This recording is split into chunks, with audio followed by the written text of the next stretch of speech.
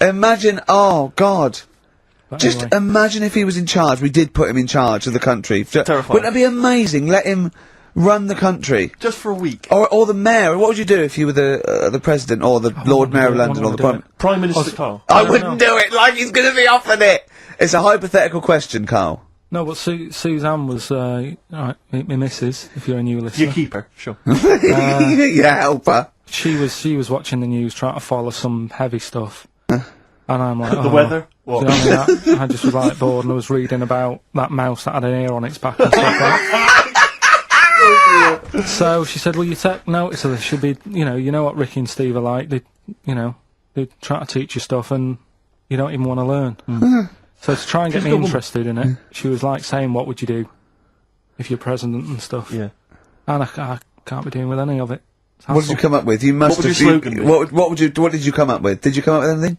I had a little, the design of it, right? I said I'd have like red and blue, to sort of, do you know what I mean? Both sort of major sides into one. Taking the best out of Well, both. that's broken the back of it. That's a pretty good manifesto so far. Anything else? What's on the second page? I had like, KP looks after me. That would be the badges, would it? Yeah. That's good. I'm a KP nut. Yeah. Um, KP looks after me. Yeah, brilliant. That's about as far as I went with it. What would you do? What about policies, transport, crime? Just law and order. Yeah, what would you do? How would you deal with crime? What would your initial approach be? Would you introduce guns? Should police carry guns? Nah. No. Yeah. Would I have to worry about that? Okay. you're No, the Prime good point. Minister. Good point. No, what I'm saying is that, I mean, Tony Blair isn't sorting everything out, is he? No, but he has a say in most things. Does he? Well, go on then. What are the problems at the moment that need sorting out? Well, generally, what's the best way to combat? Would you bolster up the prison system? Would you introduce more community service? Would you put more bodies on the beat? would you go harsher for say I don't know drugs? Would you go harsher or less harsh? There's pros and cons to Higher both, or isn't it? Because of course you can't see to condone it, but some people, you don't want to go through the court system and cost taxpayers thousands of pounds of money for someone, I don't know, the difference between smoking a spliff and dealing crack. Do you know what I mean? You have to all these things. Have I lost you? Yeah, I'd just think about it for a bit. Do you know what I mean? Brilliant.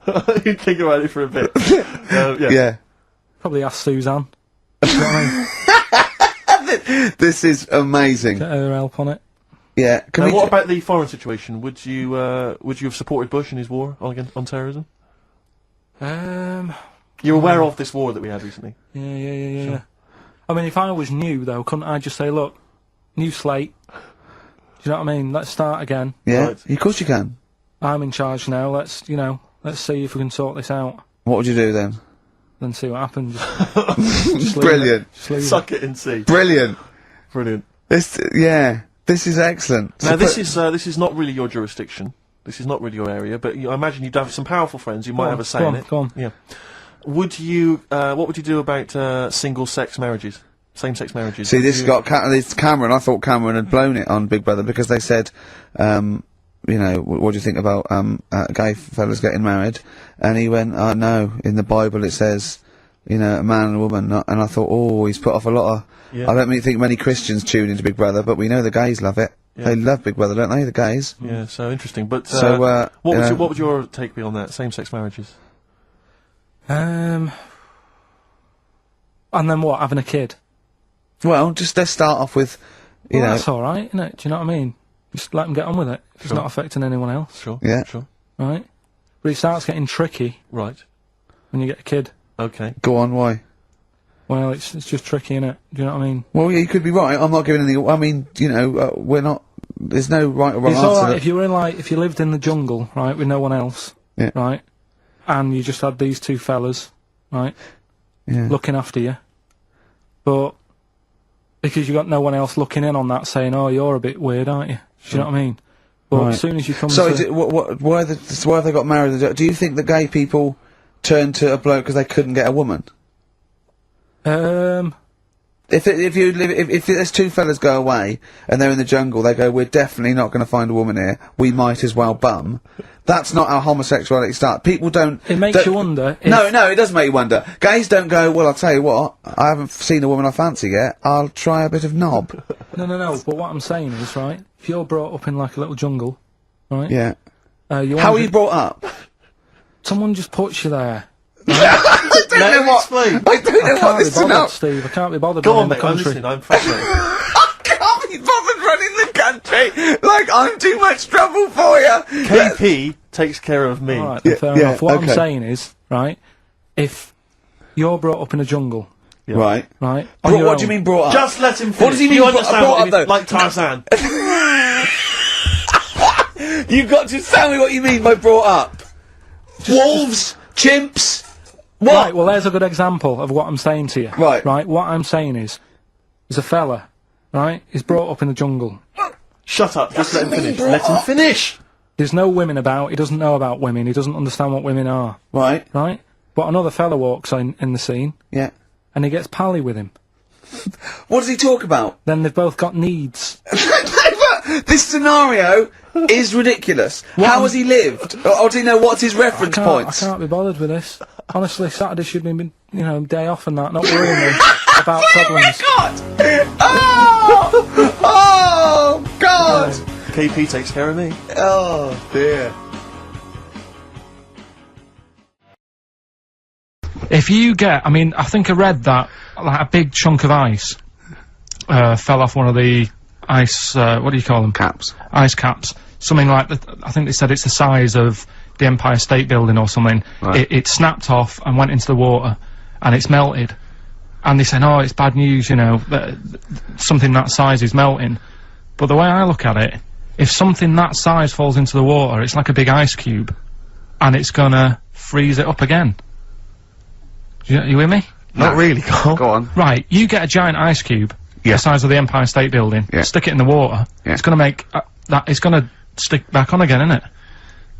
Well, Maybe no, it's gonna stick back only on if again. it freezes up again. Yeah, well, do it you will mean it's freeze up, the well, water's it gonna won't, get but- cold again, because you've just put a giant ice cube in the water. So when you put an ice cube in a drink, the drink doesn't freeze, does it? No, the because ice it's not melts. if you put one the size of the Empire State Building in your glass of Jack Daniels, it's gonna make it freezing. It's not going in a glass of Jack Daniels, it's going in the ocean. I know, but I'm using my fables, imagine a world. Use your brain instead. This is a bit of a bigger issue. We're always making more and more stuff, right, in the world. Big buildings, big planes, big boats and that. Will we ever get to a point where all this is too heavy for the world to handle? Right, what error has he made there, Steve? What physical, scientific error has he made there with that question? I can't begin to explain it. Carl, we're not getting the rocks from other planets. It's already here. It's like having a big pile of books in a room and then moving them over to the other side of the room and build a thing going, oh, can the room take it? I'm building a lot of things out of these books. What about plastic? Where's that come from? Other chemicals that existed on the planet. Yeah. Do you see the point? Hang on a minute, though. What about a little tree? You plant that as an acorn, it grows, Rick. That's bigger, that's more stuff. Yeah. Don't listen to him, Carl. He's patronising What you. about acorns and that, though? Right, they grow from minerals and proteins already in our atmosphere or in our, the mass of Earth. What about a cat, Carl? Right, you get it, it's a very tiny kitten, but it grows up and it's bigger. Carl, he's doing it on purpose. Elephants. Baby Elephants, they're very small to begin with, but they get bigger and bigger and bigger, and so they get heavier and heavier. Mind you, dinosaurs have gone. You know, but you... but you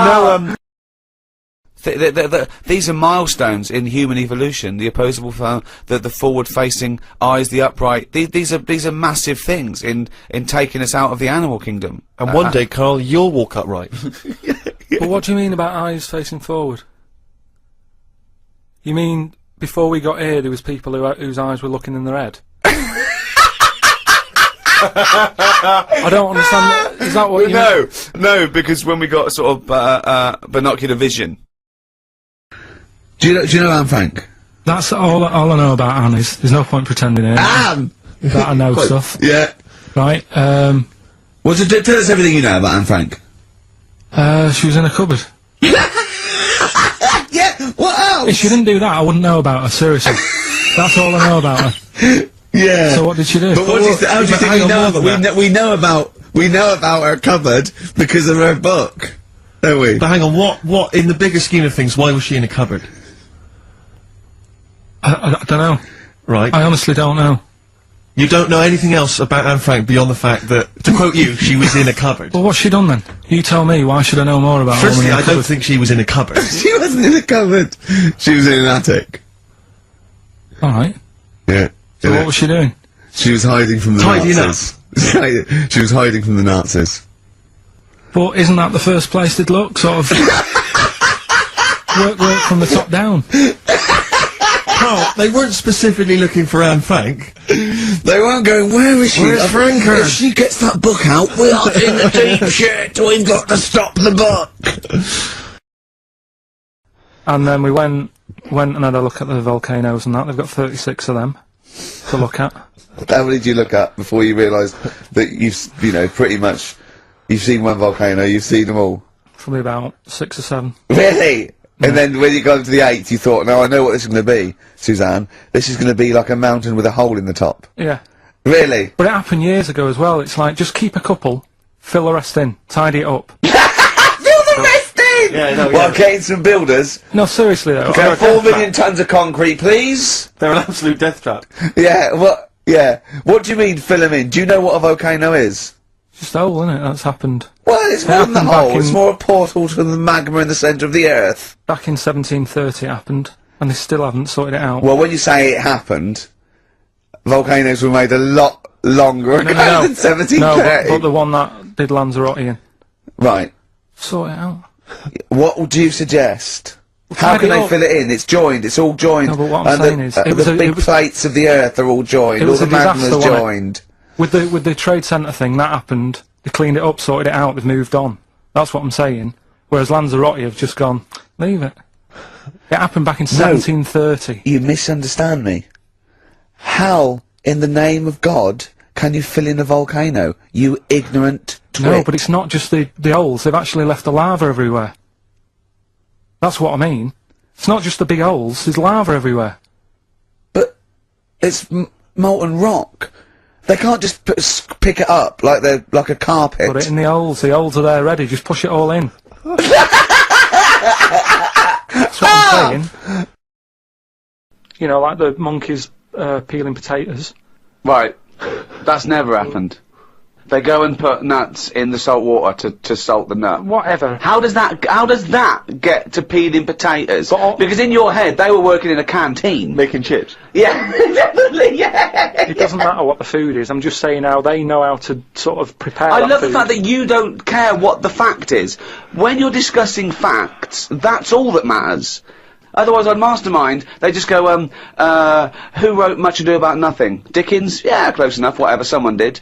The fact is what matters. Yeah, but with that question, that's got a straightforward answer. What I'm telling you is the way that animals work. If it's a potato or a nut, it's a foodage.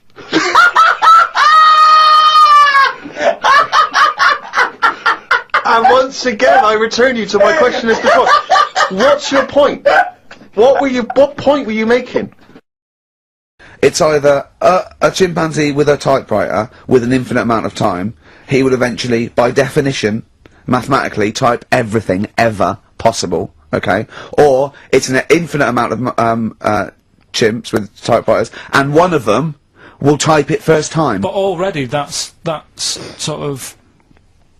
not right. You either need to have What do one you mean? monkey. What? You mean Let's hear his employment point. laws? He What do you mean can't- it's not right? Let's hear him out. Okay. If it's one monkey Yeah.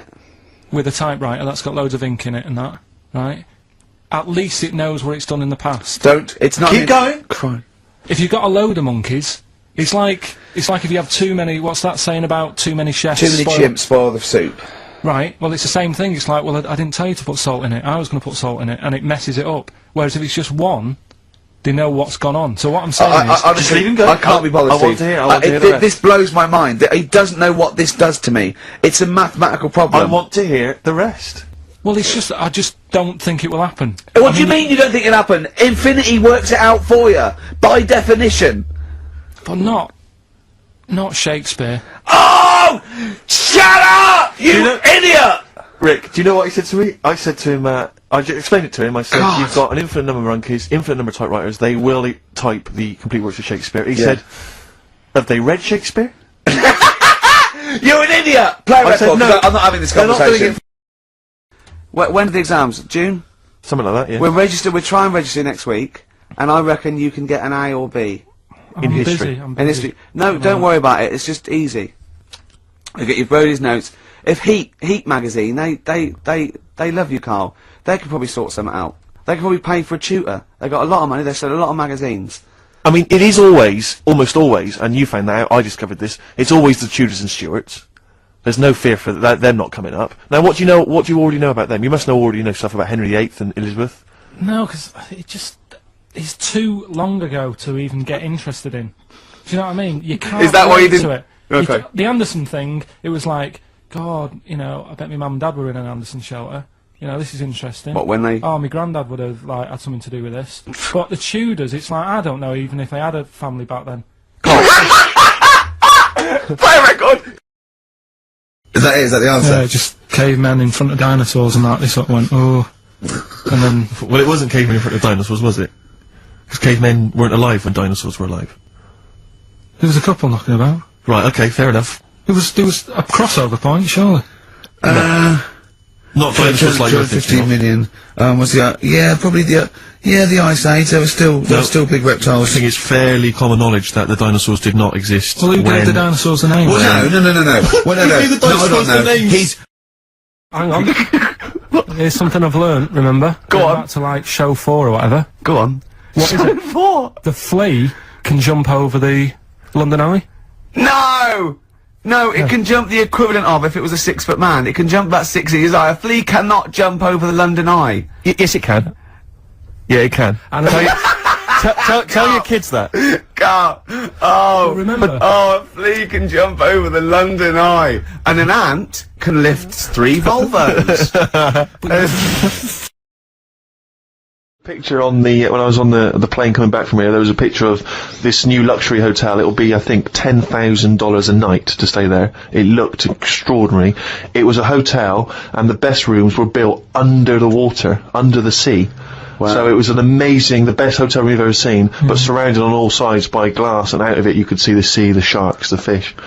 I don't think I'd like that. No? But that, again, that's just one of them hotels where it's over the top for over the top sake, innit? Like where they have 12-course meals. Well, just have 2 but make them bigger, rather than dragging it out and there's the first course. You know, a couple of Snails. Yeah, it's just for me all that is. Don't eat a snail. Don't have one snail. Eat one big tortoise. If you want slow food, don't have loads of little snails. Here, there's a giant tortoise. Duck into that. Feeds 10. But it's what you were saying before. When you start having to take a risk with food, like the fish that can kill you if you eat it, don't bother.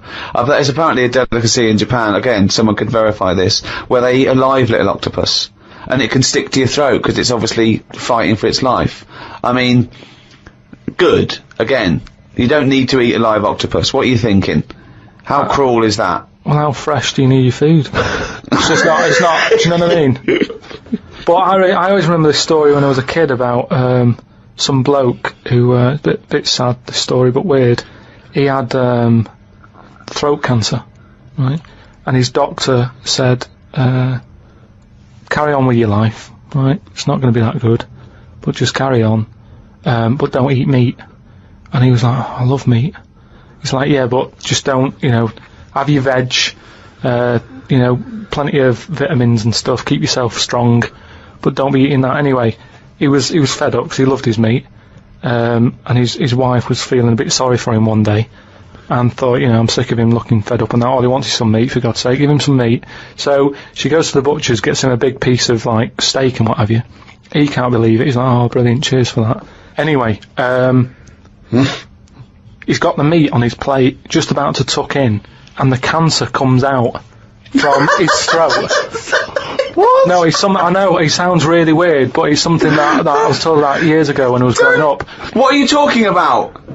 It was just some bad illness, some cancer thing, and it was coming out waiting for the meat. It was it was sort of dying. Again, a lot of your medical knowledge is from the film Alien. So this guy with throat cancer, okay, as opposed to it being a disease of the cell. It was like a living. The alien. It was alien. So it was the animal. It was the little animal cancer. That's why what he are you wasn't allowed to talking eat about? meat. He wasn't allowed to eat meat. So it's sitting there. So it's actually sitting there and so. Why? I tell you what I'd have done if I'd have had some cancer in my throat. I go, there you go, rid of that. What are you talking about? So what happened?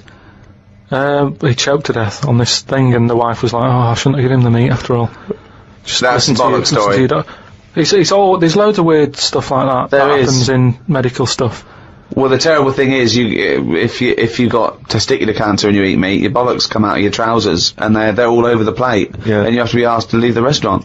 The other thing that I was told when I was younger about medical stuff and that, Who's telling you this my stuff? mum told me about it.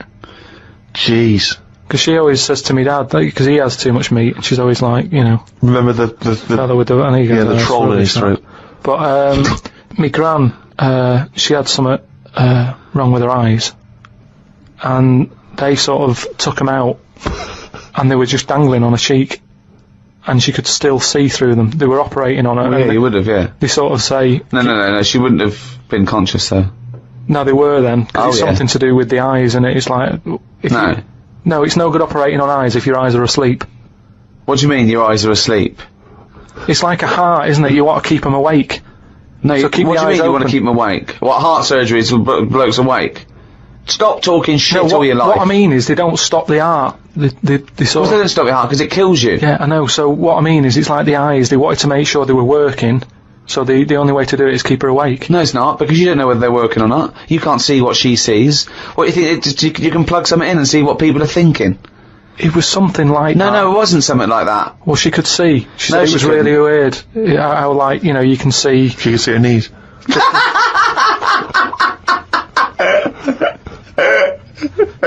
That is bollocks.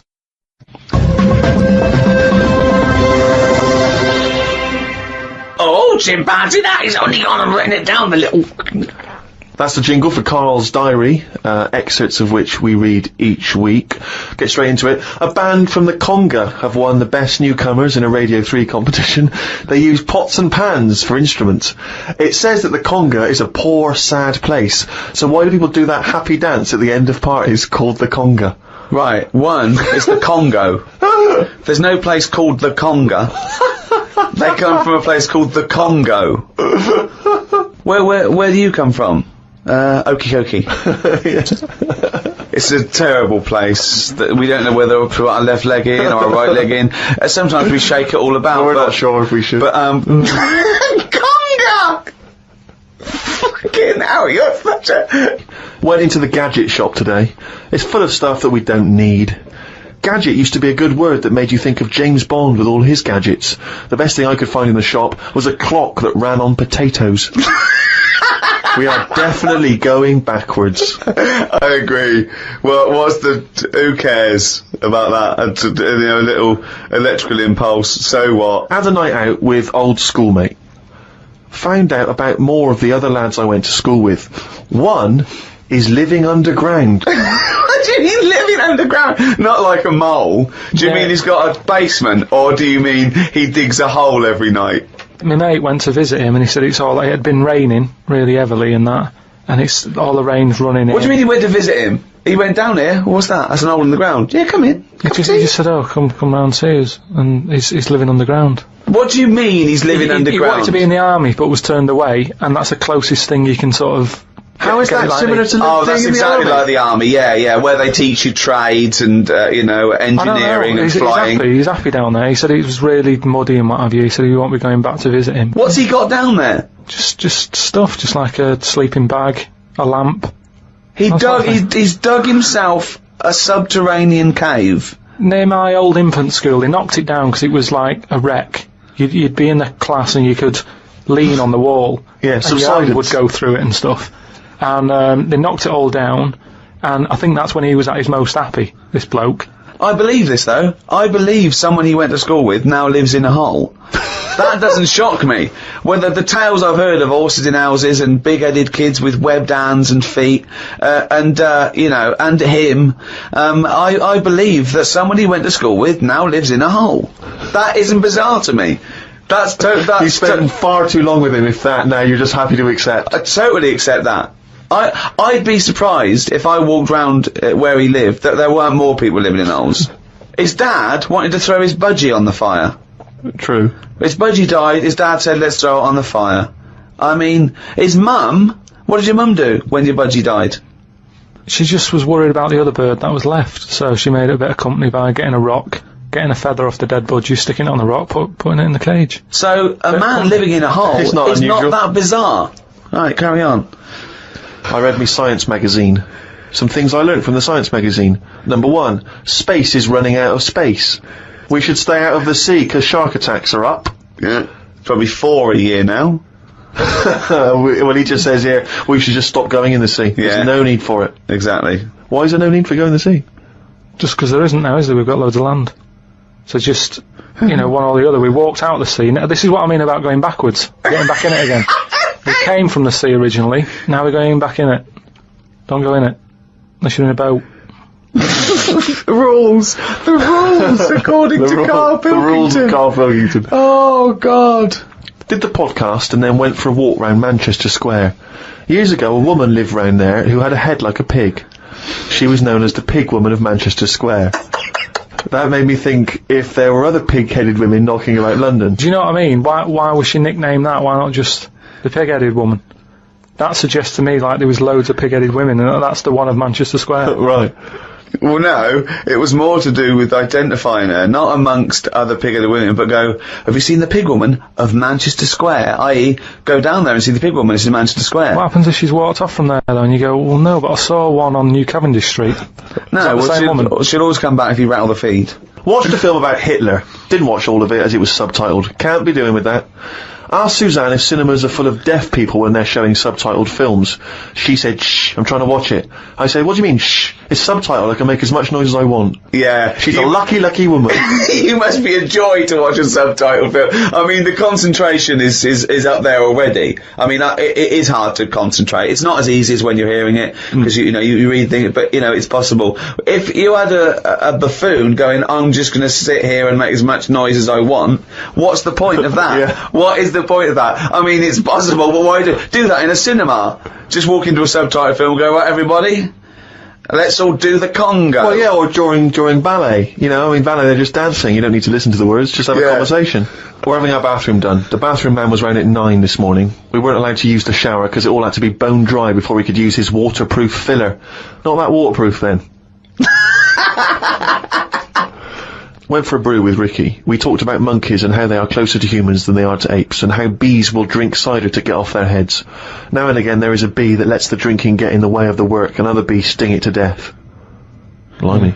Yeah, well, there's bees. They love a drink, and they will drink pure alcohol. They drink 100%. They drink ethanol. I don't know why. They love getting off it and they fall down and they're drunk, right? A bee can take in the equivalent of 20 litres of wine, right? But some bees get addicted in the same sort of percentage as human addiction, like 10% of bees, they can't get enough of it. They take ethanol, they take cider apples and that. And then when they get back to the hive, they go in a bit pissed and they've got guard bees and they go, come on, we've all had a drink. Bouncers. Yeah. They sort of are, right? And they push them away and they push them away again. Then the next time they go, right, I've had enough. And they give it a good hiding. And Karl couldn't get over this. I saw his face, but I knew that he was thinking of that bee with sort of like eyes rolling round his head, a little bit belligerent with his jacket on backwards. Yeah. And the bouncer going, come on, son, we've all had enough. Let's move away, move away. You're not coming in, right? You're wearing trainers. Yeah, you're wearing 3 pairs of trainers, and I'm sick of it. But what I did find out, because I went home and went on the computer trying to find out about drunk bees knocking about, they're not actually meant to fly. It's only because they don't know. Fly. Well, no, but they're if they were told that you're not actually designed to fly, they wouldn't bother. No, this is the this is that thing that goes around that aerodynamically, on the face of it, looking at the size of the wings and the body proportions and everything, that it's a surprise that they can fly. Okay, it's not that no one's ever told them they can't, and as soon as someone tells them you're not meant to fly, they all fall out of the sky going, "Oh, what are we doing?" Like in a cartoon. No, but it's something about the confidence and that. At the moment, nobody's saying. It's nothing to do with the confidence. There is no such thing as confidence in bees. A bee never loses its nerve. That's not why it drinks. Because what are you drinking for? I'm just not confident anymore. There's no point to turn to the bottle. I can't go up there again. You're an idiot.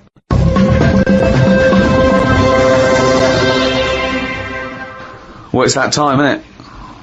What? Rockbusters. Ah, yes, the time that no one looks forward to. Chimpanzee that, Rockbusters.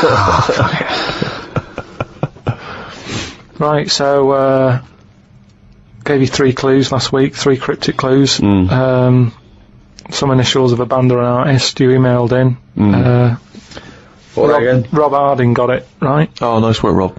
So, well done. The 3 clues, the first one was, RP for the initials, and the clue was steal that woman's flower, right? So that was a cryptic clue. The answer there is Rob Plant. Rob Plant. I don't know who that is though. There's no artist called Robert Plant. That's like Robert Plant. Robert Robert Plant. Yeah, but is you his don't name. say that. You sort of go, oh yeah, I'm into You do say it. Have you got the, it means like album by Robert Plant. Yeah, Robert Plant. They wouldn't go what? I don't know. I don't know. Plant. Are you saying rubber plant? The second what are you one, saying there, Carl? Though the second one was it doesn't work. The initial was B, and then that was keep whacking the cooker with a stick, right? Yeah. Didn't have to be a stick. We pointed that out. Just keep whacking the cooker. Keep whacking the cooker, yeah. That was B. That was beat oven. Beat oven. I don't know who that is either. Is that a group? Beat oven? Is that the Beatles? Who's the Beat ovens? Classical sort of stuff. Beethoven. Beethoven. No, you said beat. Again, they got it. Hold on, wait a minute. Just saying though, they got it. It's bollocks. Rob Harding got it. No. Beat oven. Yeah. It's not Beethoven. They got it. Do you understand? The last one, the initial was M, right? I just want to know who Robert Plant is. Don't be worrying about Robert. No. Because it's not a name.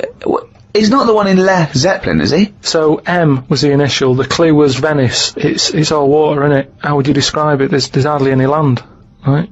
So canal. If there's hardly any land, right, it's more water. What sort of water would you get, right? Wet. And then what? Wetville. No, but just like water that in Venice. What sort of water is it? It's sort of Muddy. right? No. Muddy waters. No, but how would you describe Venice? What's the If there's more. But what's the initial again? M. If there's more Muddy waters. If there's more sea than land, what would you say? Would you say? You'd probably say there's sort of more of it is sea, isn't it? More is sea. More is sea. More is sea. More is sea. More is sea. So that's the answer. I don't know who that is. Who is that? Morrissey. More is sea. Morrissey. So well done to. That's the worst one you've ever done. Well It's ridiculous. done to. That's the worst you've ever done. It's ridiculous. More is sea. Right, if they're that shit, don't do it anymore. So well done to Robert Harding. He's in London. Right, this week's there's another 3. Oh so, God, we haven't even come to this week, so I forgot, man. Fuck, this is the last time we do this. Monkey News back next week. No. Yeah, well, this is shit. This is pathetic. Really, it's making you look a bigger moron than you are. More is C. Robert think that was Plant. possible. They don't fucking work. Let's do Monkey News. They're getting them right though. It's a bit of fun, isn't it? Bit of shit. Right, the first one, the initials ND. Right, ND. Who is it? Sing songs and that. Right, ND. The clue, that Jamaican fella doesn't want anything. So you've got to sort of imagine, oh, why is it a Jamaican fella? Yeah. Right? That Jamaican fella doesn't want anything. ND. Second one, the initial is E. I ask him to pass me the ball by using their head. Right? It's a band or an artist again. I ask him to pass me the ball by using their head. And the last one, TR, the initials, TR. He's got the woolly ones, but I've got the ones that run and charge at you. What I forgot? What? He's got the woolly ones, but I've got the ones that run and charge at you. So what I forgot? And what's the TR for the initials, right? Email in podcast@rickygervais.com. We just pick a winner, sing you some stuff. That's Rockbusters. Right? Well, that's end of another half hour of... Could I just say this? Absolute drivel. Yeah, I mean, think. really more than ever. I mean, Can I be honest with you now, Rick? I'm embarrassed to put my name to this week's show because of the amount of twaddle that has been it's spoken. my name on it, which is the embarrassing. But you know, let's take the village idiot that is Karl Pilkington. It's his fault because I realised not only has he got an head like an orange, he's got a fucking IQ of an orange. So it's goodbye from me. I'm not saying my name. Goodbye from Steve Merchant. Why are you mentioning my name? Don't mention but my mostly name. goodbye from Karl Pilkington. Mainly his fault.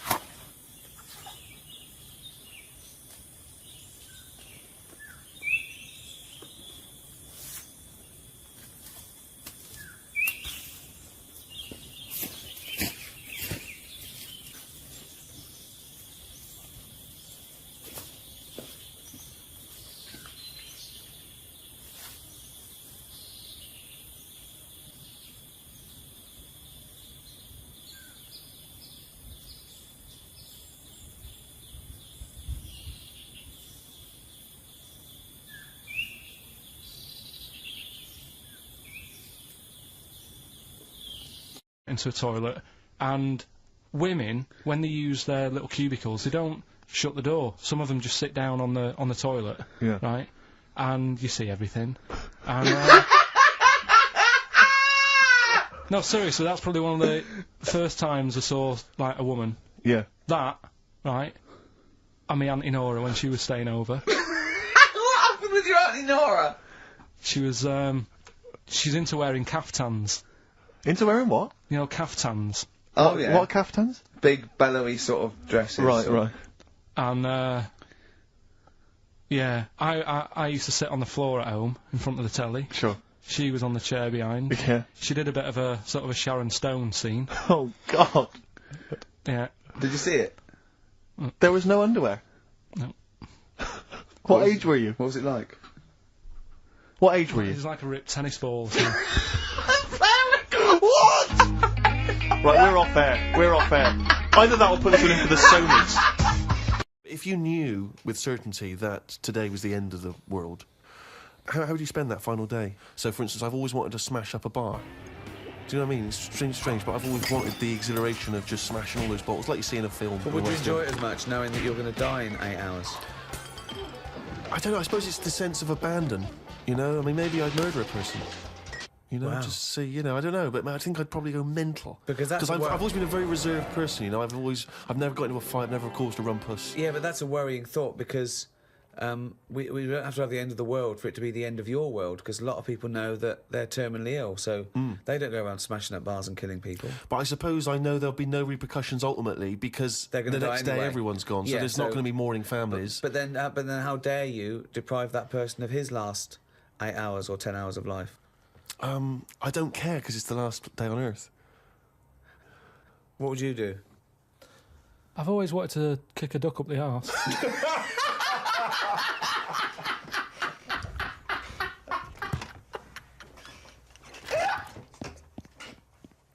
A dog has got human eyes.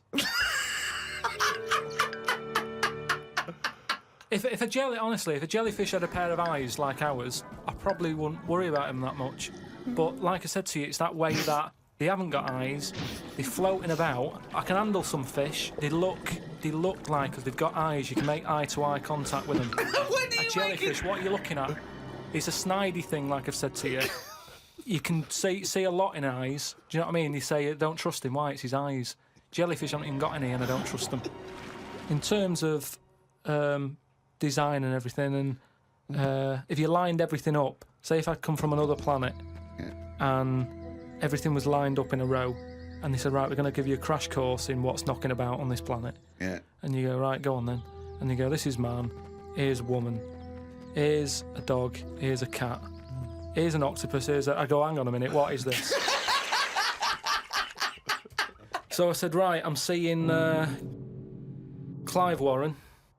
That's Clive Warren! Who's Clive Warren? The one who was in Closer. Clive Owen. Clive Owen.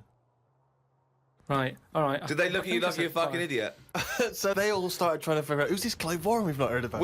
He must be amazing. He's Clive Warren, get me Clive Warren on the phone. Get me Clive Warren. And I said, Rebecca De Mornay, right? What? Oh, where did that come She from? hasn't been in a film for 15 years, has she? Clive Warren and Rebecca De Mornay. They thought he was a genius. They've never thought of putting Clive Warren with Rebecca De Mornay. But hang on a minute, you could have any film star. This is your fantasy casting, and you choose a bloke that doesn't exist and a woman who hasn't been on TV or in a film for 10 years. Oh, God. He said, what you've got to do when you go to sleep, focus on your toe, right?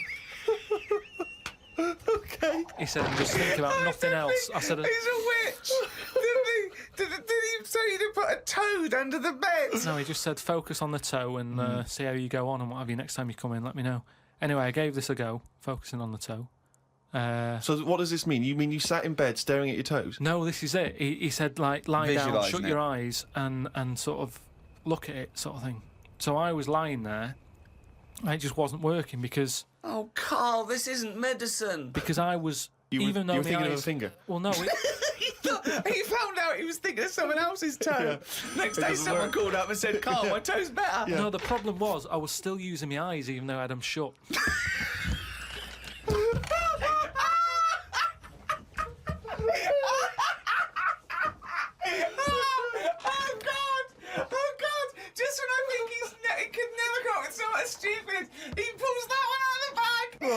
Jake has emailed in. He says, Carl, if you could spend a day with an exact replica of you, okay, so somehow they've cloned you, Carl, and you've got him for one day, what would you do with this? What would you make him do? What conversation would you have with him? What would you do? Is there anything you could, how would you utilise him for one day? Well, they'd both say, I'm not bothered, and that'd be the end of conversation. What would do me head in is, does it think the same way, look the same way, Exactly the dress same. How would I know which one I was? Because you'd be you. That's amazing. No. How would I know which That's one I was? incredible. No, because- that is the most stupid thing ever said by a human being. Can we get the Guinness Book of Records on this? Has anyone anywhere in the world said anything more stupid than how would I know which one was me? But think about it. This other person's going, all right, thanks for meeting up and that. And I go, hang on a minute. No, you came to me. And then Suzanne would come home and she wouldn't know the difference. And then suddenly you'd start doubting yourself. And you go, should I be leaving? Or, so how do I know if I am that real one, if he knows what I know? But you know who you are because you're experiencing But he'd it. be saying that because he'd say, yeah, it is a bit weird. But isn't it, you how know we the meet, truth, you idiot. Because How you would I wouldn't- know which one I was?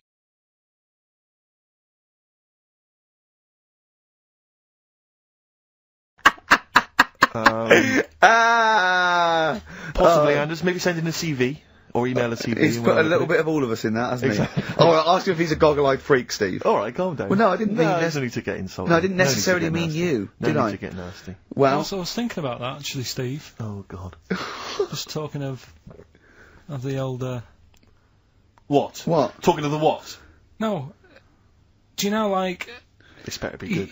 No, you don't have that many girlfriends and that. what do you mean? Carl, why are we on this? I was defending you in the whole monkey discussion. Come on, what's your point? What's your point? What's your point? No, what's the point? What's the point? I just was thinking... If there was an infinite number of Steves? You're an odd-looking fella.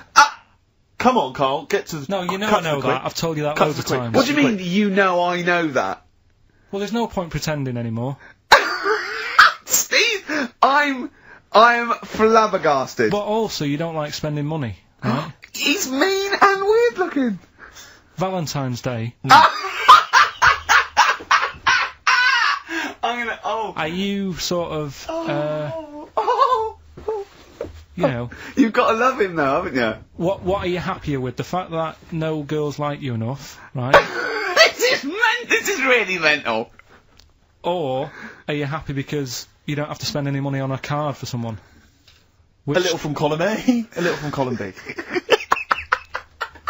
Right, let's have more monkey news. What have we got? No, we've got We've got so much to get into this show. Insults, We don't need the stupidity. insults. I think we've got enough. We don't need the Yeah, insults. there's no more insults. No more What insults. angers me with Carl is he's been planning that. No, I haven't. I was thinking about it on the way in because Valentine's Day is coming up and I'm not a big fan of it. Right? Condoms? You bought your girlfriend a box of condoms for Christmas. I don't think you can have a go at me. To be fair. No, but I don't just treat her on Valentine's. I'm always. Do you know what I mean? You don't even treat her on Valentine's. You don't even treat her at Christmas or on her Hang birthday. on. When do you treat her? Hang on a minute. Wait a cotton picking minute there. Oh, why I order. took her out. I took her out Wait last a night. minute. What was that? Tiffany dog. I treat your girlfriend better than you, and I've only met her twice. I took her out last night and she enjoyed herself. Where'd you go? Until she had to write the check. Where'd you go? Where'd you go? To a chippy. A really. Play a record!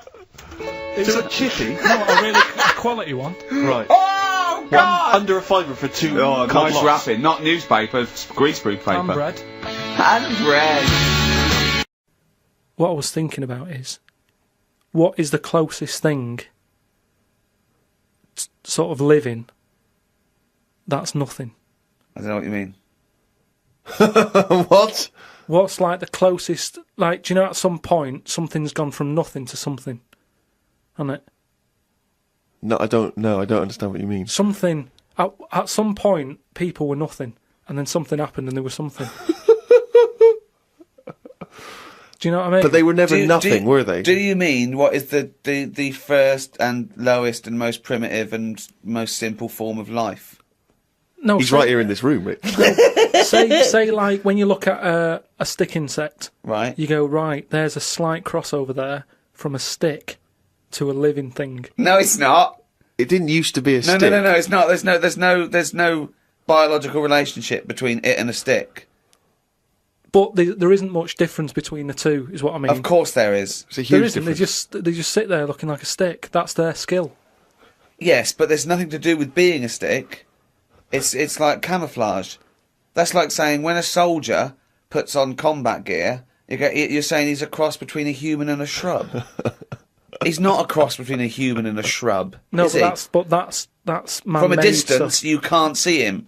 That's the same as the stick No, insect. but that isn't what I'm saying. What I'm saying is, have you seen them weird things that just look like they sort of look like a leaf? Yeah, there are insects that have evolved to look like a leaf. So a bird thinks, oh, there's no tea there. No, That's but not a I- juicy insect. It's a leaf. I don't eat Yeah, leaves. but at Forget some it. point, something has had it away with a leaf. No. What? At no point has something had it away with a leaf. No, to make it look that much like a No. leaf. At no point did a beetle shag a leaf. There's nothing on a genetic level or molecular level, anything to do with it having anything to do with a stick or a leaf. It's superficial. It's the way it looks. That's all it. That's like saying chameleons must have mated with green once. They are green. No, but it what- looks like a leaf. What I don't understand is, It has evolved to blend in perfectly with its surroundings and fool predators. but then how does it meet? How does it have relationships? It will be going around sort of having it away with a leaf. No, it won't, because it doesn't know what it looks like. It doesn't matter. They do it with pheromones and attraction, and it's not like a stick insect will be talking to a stick for ages and go, "Oh, I've wasted my time here. This club's dead." Rude. I was chatting to her. She was foxy, but she was giving me nothing. But Dave, that's not a stick insect. That's a stick. What are you talking about? That's a stick. You've been talking to a stick all night. I thought, I can't believe it. I just thought she had a great slim figure. no, it's actually a real stick.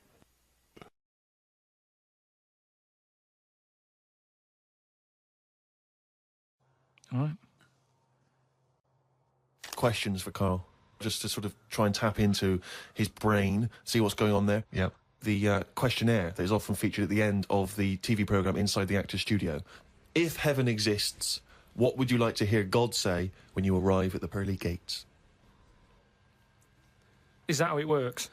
Oh. No. What do you mean? What's the question? Well, I don't know. You hear so many other things that you have to go through other gates. I can't imagine him being on the door, is what I'm saying.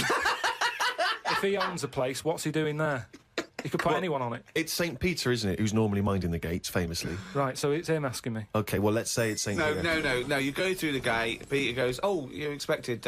He's got an appointment. We're going through to God. Go through a few doors. Go up top floor. Right past the executive washroom into his big office. Okay, that overlooks the universe. So what? So you've gone in to see God. It's an audience with God. You've died. You've gone to heaven. And what would you like God to say to you at that point?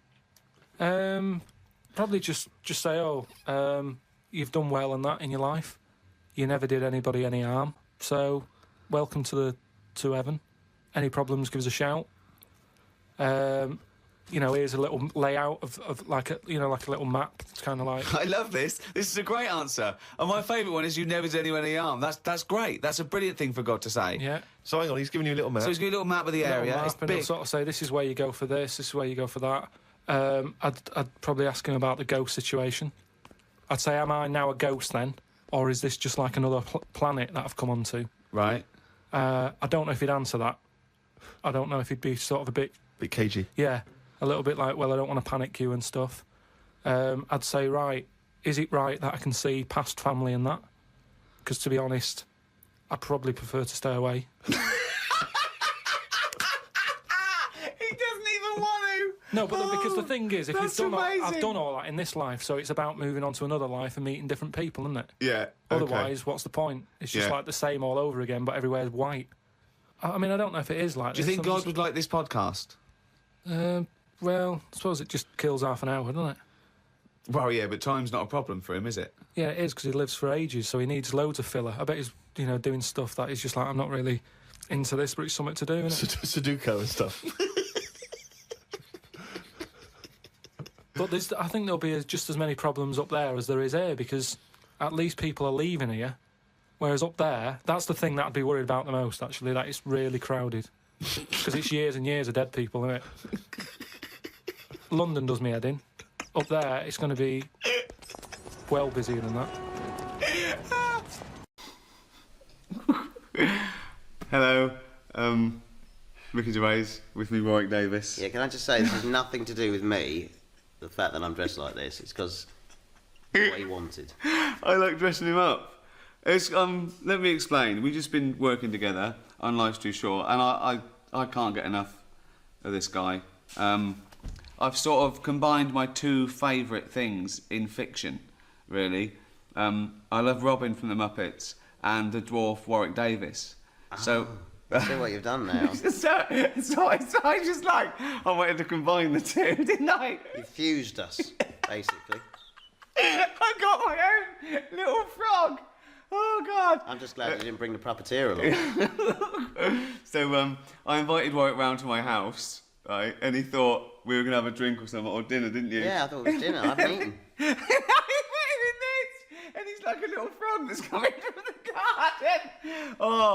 Oh, he's heavier than you think as well, isn't he? Yeah. Yeah. So what was it like filming on Life's Too Short? Oh, every day was an adventure, to be honest. Look at him! He's dressed as a fucking frog! Yeah. Oh, this is my best day ever! We cut out little ears, didn't we? Yeah, we did, yeah. Little frog. What is? Could you hop? Could you hop up I the stairs? don't think I can hop. I Have a honestly go- don't. well, you can have a go. Now we've got the... see if you can hop up the stairs.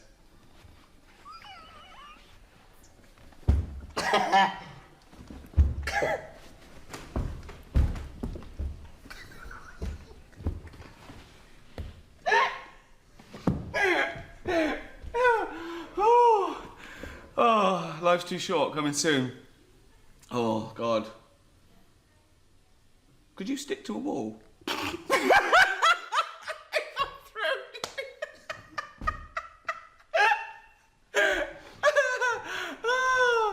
Oh, God.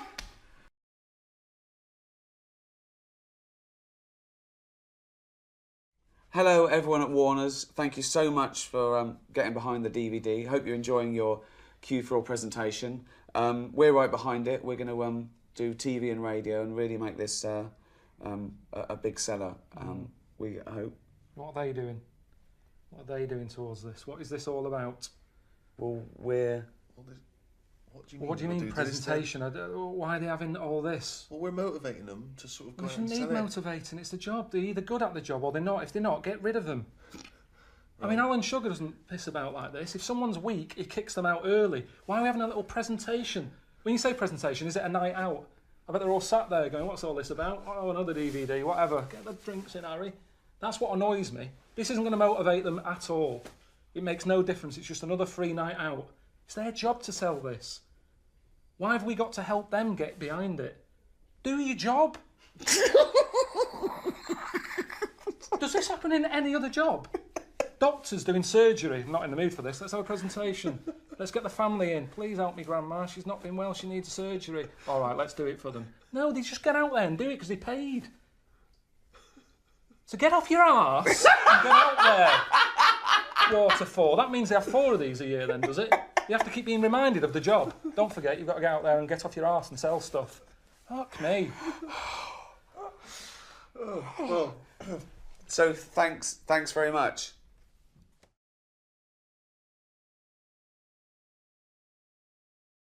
We do, of course, Rick, every week get thousands of emails. Emily from New York has asked Karl this.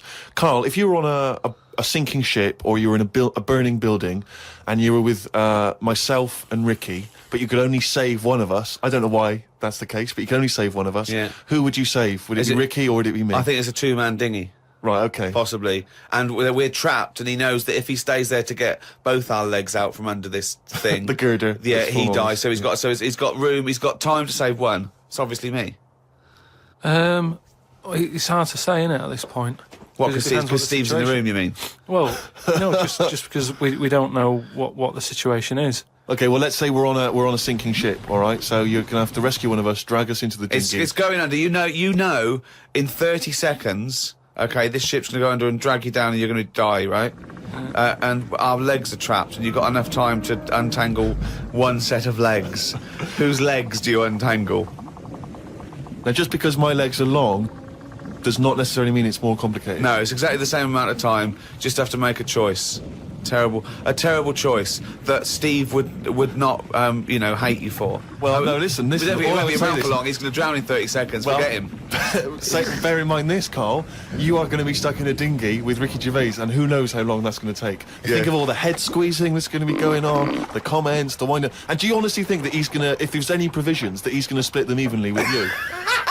I mean, he's going to have drunk all the water, and there's only going to be about half an hour in. The food's going to be gone. Look at his gut. Look how much, of the food he's going to have to eat, the baked beans that you've got on board. Whereas me, you know how generous I am. I'm always sort of helping you out. Oh, there we go, Carl. I think he's put the nail in his own coffin there. You know how generous I am, Carl. Let's talk about that, Carl. Come on, think about that one. Yeah, I mean, have you forgot about that, Steve? What?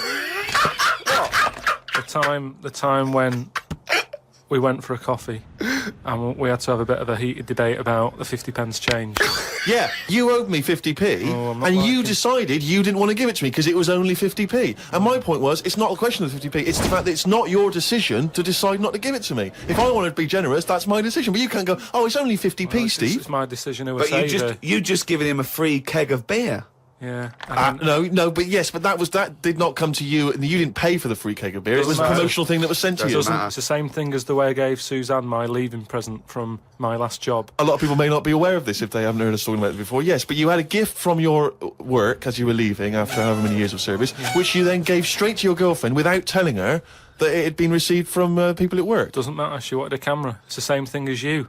You wanted that lager that I got for free. It hasn't cost you anything. It doesn't matter where I got it from. So you now decide, because you've given me a free crate of lager, that you can now say, oh, actually, I'm not, in the future, I'll just take your money, Steve, on a whim. Well, Listen, stop arguing like this. You're rocking the dinghy. Carl, have some of my cheese. Imagine if he would ever say that. Can you imagine him ever offering you any of his cheese? Are you going to save Carl, mate? I don't want to say.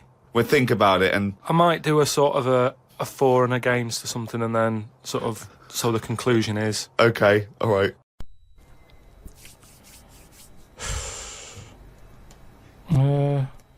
When I watched Jim Will Fix It as a kid, they never really lived up to what the kid wanted, did they? But what would you have requested? But I don't think I would, because I think I saw how disappointed most of the kids were. God, it's A kid like whistling, they brought out Roger Whittaker. Yes, because they look at it and they go, can you fix it for me to go into space? No. Can I dance with Bananarama? No problem. That's the ones they pick. Yeah, so Do you know what that's I mean? why I wouldn't write in, because whatever you ask for, you're always going to get a watered-down version. But if Jim could fix it for you to do anything, what would you have chosen? There's not many things I wanted as a kid. One though. thing. Jesus Christ. Just one thing. To choose one thing, please. That my name was Brett. Oh, fucking hell! It's not unbelievable! I mean, it's extraordinary. There is no predicting that. Okay, you know what? I can make that dream come true for you right now, Brett. We can just call you Brett from now on. Not a problem, Brett. Brett Pilkington.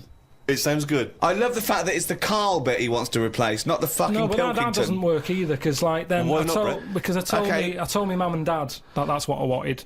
They started calling me that, but then I forgot that. They went along with it. Yeah, So you said, Mum, Dad, call me Brett from now on, and they went, all right. yeah, but then I kept forgetting that I was Brett, so I wasn't answering, so they went back to Carl.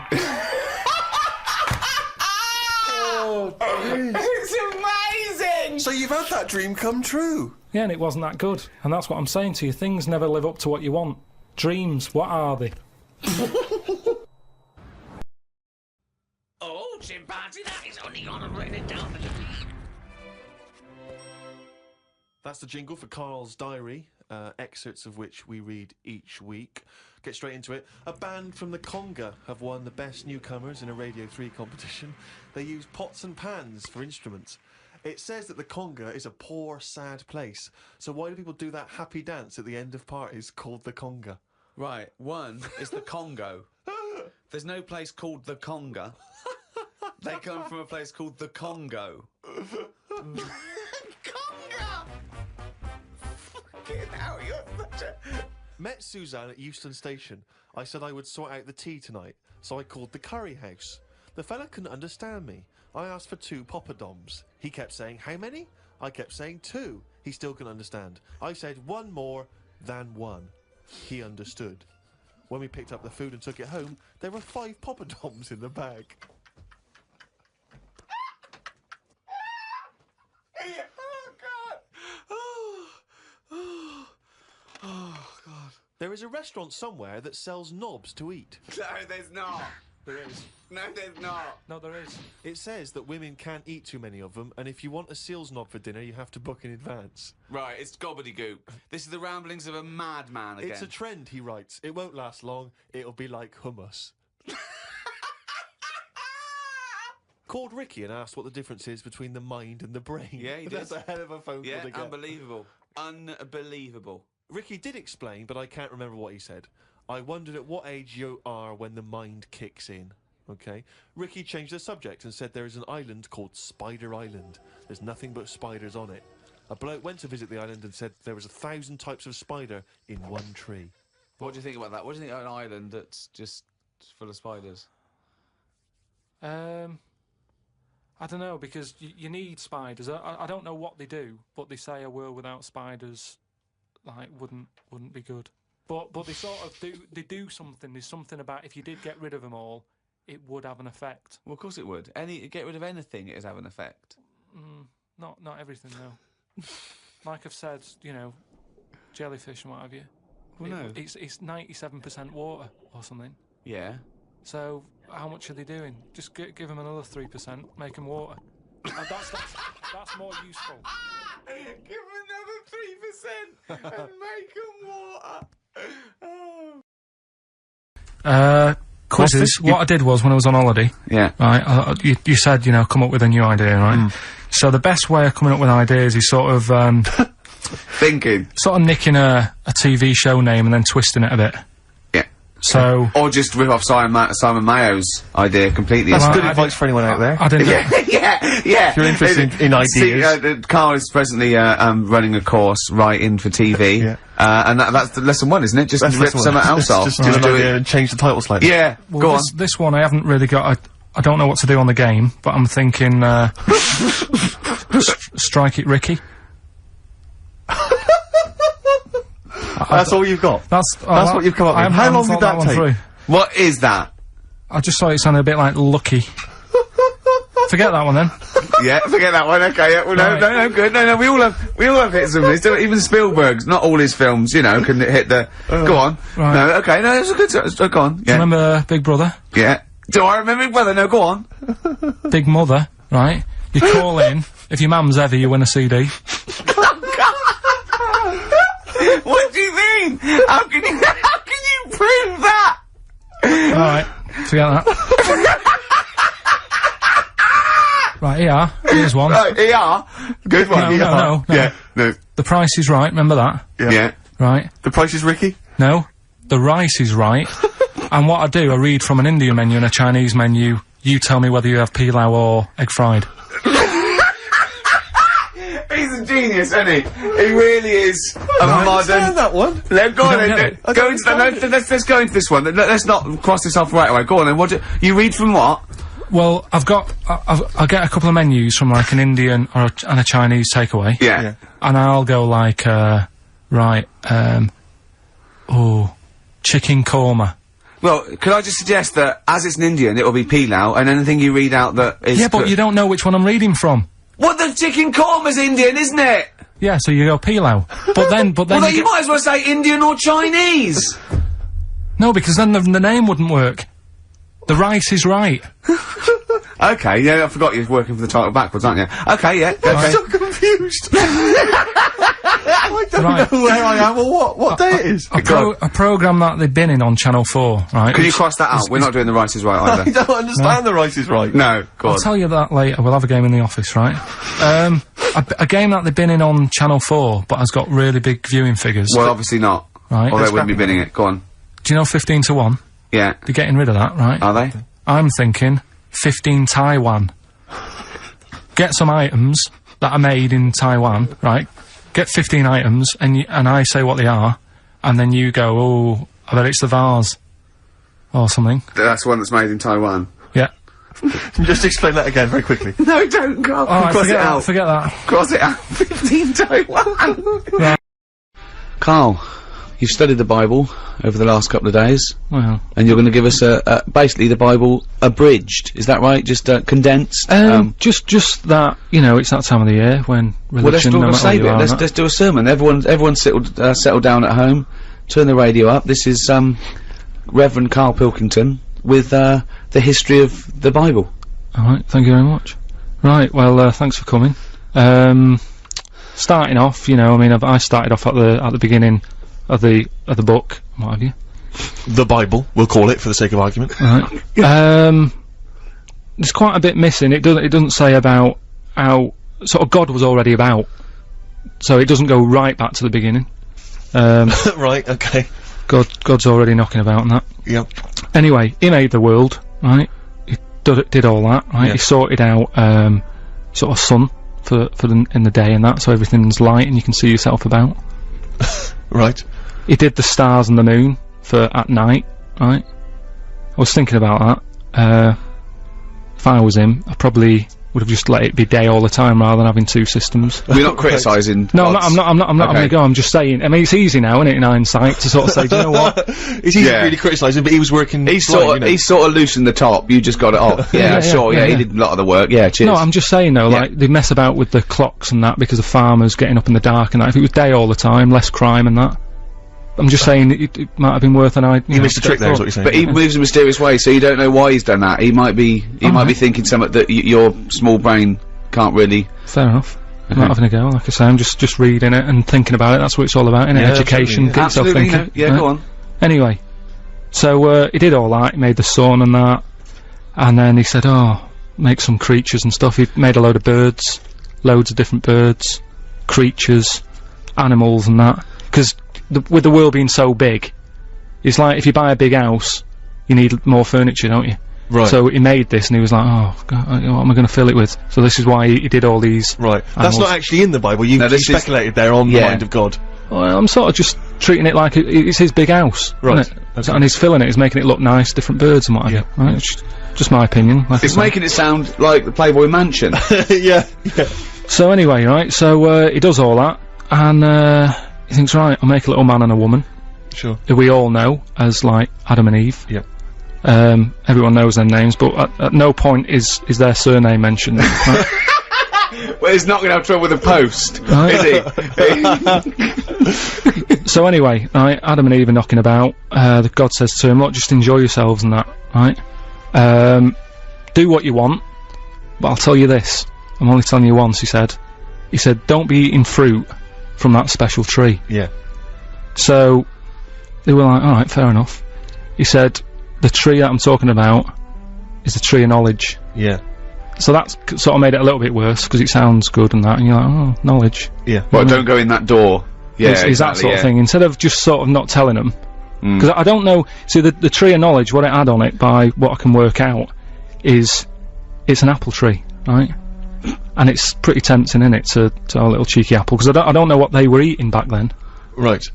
Do you know what they were getting by on? No, I don't know. Right, so anyway, so they were like, yeah, alright, whatever. Eve goes for a wander about, Yeah. right? Killing time and that. Bumps into this snake, Oh, yeah. and snake said, alright, you got an apple, right? And he was selling it, so he was going, it tastes good and that, right?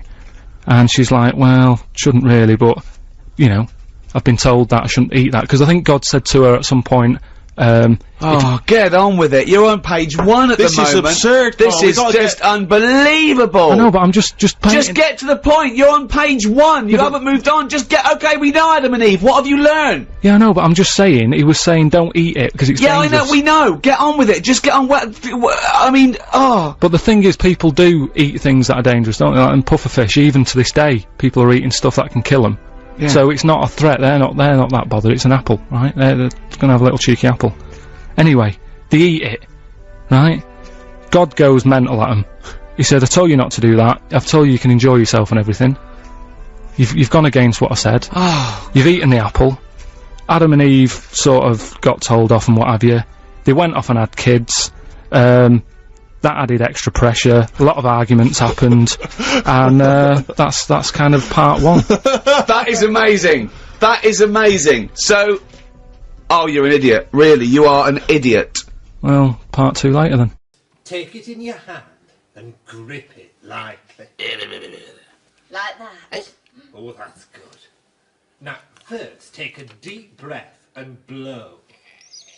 Don't suck. And then put your finger...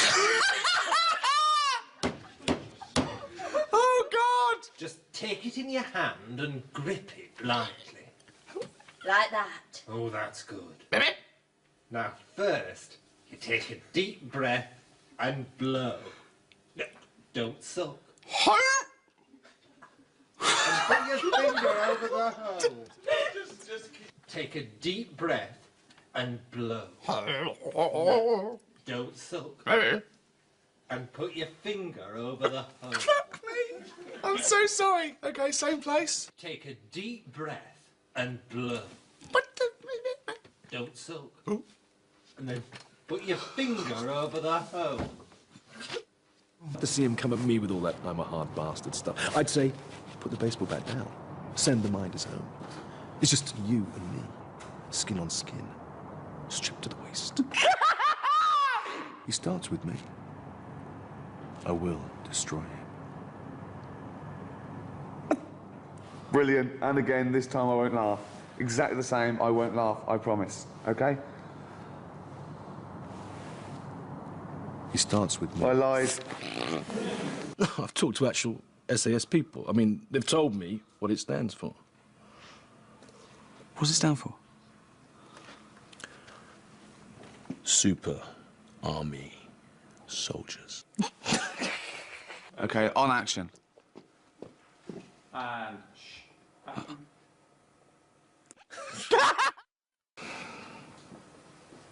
Okay. Not okay. Super. Okay. Ridiculous. Okay. Okay, this time. Okay, sorry, Jude, everyone. Carl, okay. What does it stand for, then? Super Army Soldiers. I'm fucked. And action. Fuck off! I actually took too much to begin with, and I was a bit screwed, I think. Yeah. All set. Told you. Fuck. And action.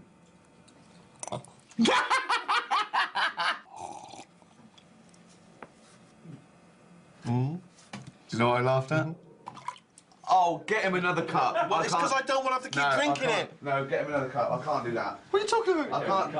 Get another cup. I'm not having that. Fucking disgusting. But otherwise I've got to keep Recycle drinking the tea. Tea and gone. But I've got to keep drinking the tea, haven't I, otherwise? Have a little sip of tea and drink it. But I've been out about 3 cups now. I was dressed up as a fucking genie for a day.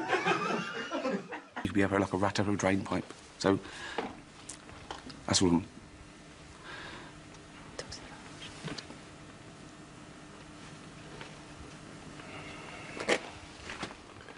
I'm so sorry. I'm so sorry. It was so long. I'm so sorry. I was having too much fun. And action. I had butted an horse once. Shooting Jesus Christ. So, it was a silly hook and then it got back for a bit. Is it the fact that I've got one leg shorter than the other? I hadn't noticed. You hadn't noticed. Sorry. Is it the leg? Is it the fact that I've got one leg shorter than the other? I hadn't noticed. You hadn't noticed? What are you doing, Rick? I'm just trying to not laugh. There's that thing they teach you at school. No. No, ciao, no. That is actually a Cantonese word, which means free spirit. Chandor. Don't do the face. What face? You went that. It's just because me genuinely trying to. God, he wasn't even pulling a face. Oh, hello, mate. All right, check this out. You'll love this.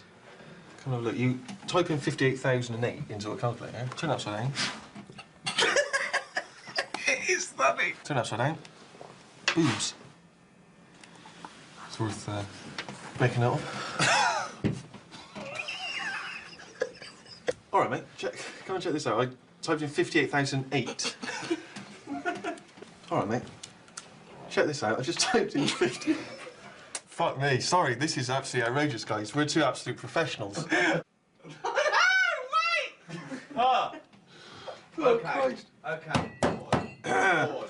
All right, mate. Just check this out. I just typed in 58,008, and amazingly. All right, mate. Just check this out.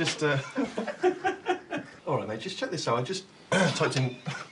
Just check this out. Turn upside down. Just typed in 58,008. All right, mate. Just check this out. I can hear you go. All right, mate. Check this out. I just typed in 58,008. Turn upside down. Boobs. Let's just keep going from there. 20 million? 40. Double it. That's right. Plus 6. 46. 3 days. 75 days. Biggest Christmas day ever. Bye, nerd. Oh! I'm a nerd? Just pick it up. I'm a nerd. I've kissed Cameron Diaz, Drew Barrymore. I'm a nerd. I've slapped Jennifer Aniston on the I went anyway. Who are you? Nobody, but Who? Nobody. Nobody. Nobody. Nobody. Nobody, but...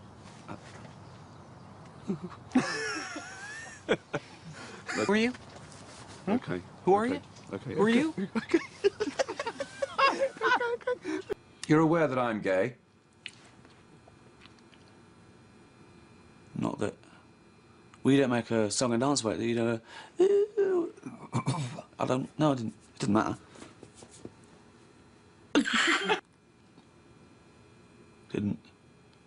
Well, no, you didn't. And you don't make a song and dance, but you don't go, ooh, hello, I didn't... No, not relevant. You're aware that I'm gay? No, because you don't make a song and dance about it. You're not all like...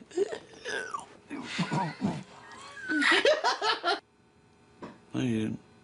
Because you don't make a song and dance about it. You're not all... Fucking hell! No. Because you don't make a song and dance about it. You're not all... Ooh, hello, I'm homosexual. No, because we don't make a song and dance about it. You're not all... Everyone look at me! Come on! Okay. Okay, no, okay. Okay, wait a minute. Okay. Oh. You're aware that I'm gay? Oh, come on! You're aware that I'm gay? Because you don't make a song and dance about it. You're not all... Hello, everyone! Wow, look at me! What I'm doing! This time. Okay. Come on! You're aware that I'm gay? Not a problem. You're aware that I'm gay? You're aware that I'm gay? No, because you don't wear it on your... It's not like you're going around, oh, everyone! Oh, look, can you guess? No, I don't. I can't marry you. Why? What do you know? Nothing, what do you mean? No, what do you... No, I've just been doing a lot of thinking, and I just don't think...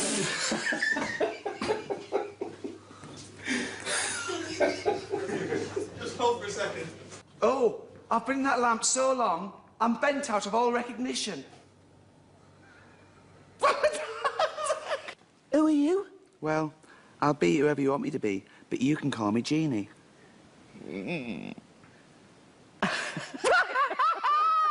How does somebody as big as you fit into this tiny lamp? Don't worry, I'm used to squeezing myself into tight holes. Can you help us? We're in danger. We heard him say he wants to get Aladdin. Don't we all? That's mental! That's mental! We asked 100 people, will Les Dennis ever hang on to a bird? Our survey said... We asked 100 people, will Les Dennis ever hang on to a bird? Our survey said... We asked 100 people, do you want to go out tonight and see Les Dennis in Panto? Our survey said...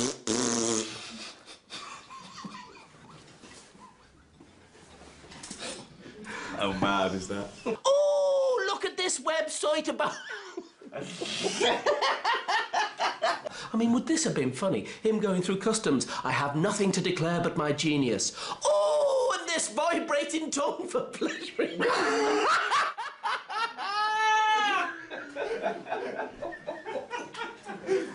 Oh, and this vibrating tongue for pleasuring fannies. Oh, is that funny? Well, again, when you do it, it's got a certain sum up, but it's Sunday, so let's just keep the fannies down to a minimum.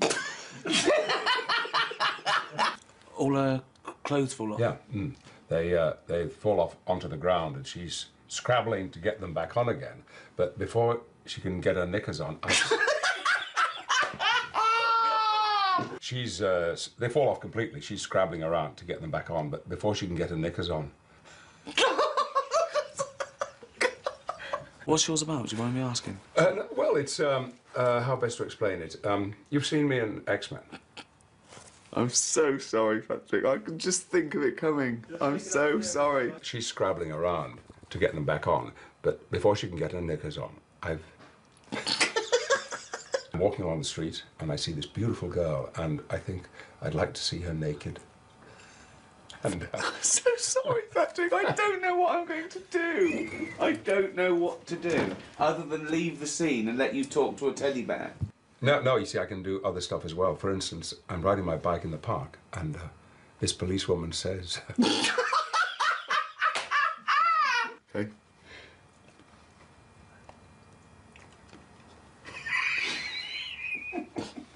She goes, ah! And she's covering herself up, and she's trying to cover herself up. But I've seen everything anyway, and I get back on my bike, and I ride off on the grass.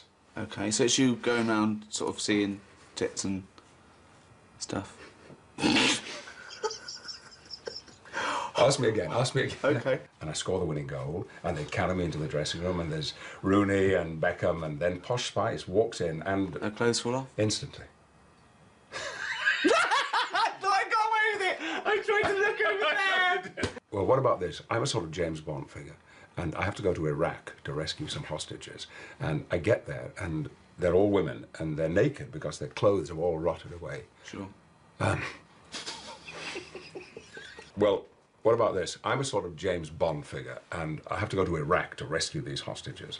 And I get there, and they're all women, and they're naked because their clothes have rotted off. And I rescue them anyway, and I get them into the helicopter. I rescue them anyway. I get them into the helicopter, and even though I'm flying the helicopter, I can sneak a look in the mirror, and I can see them, you see. And one of them is bending over. You see, Ridiculous. Morning, campers.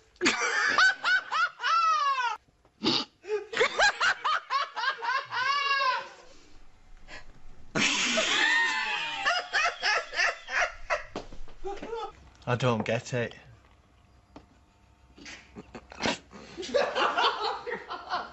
I'm not even watching. I don't get it. No. I don't get it. You don't get it. I've been without a man so long. I don't get it. You don't.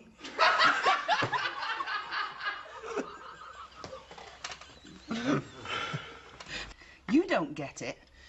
I've been without a man so long, I think I'd say yes if Ray asked. I'm not coming into that.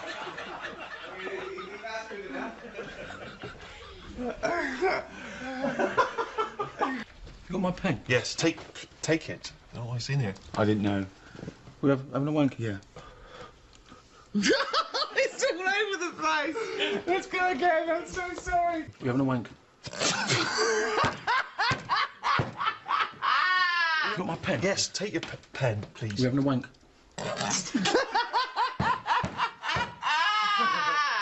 You got my pen? Yes, take it. All right. We're having a wank.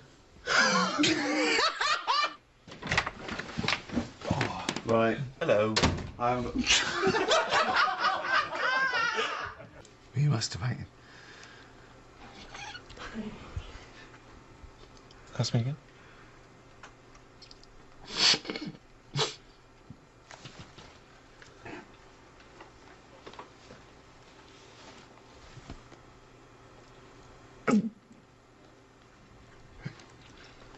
Oh.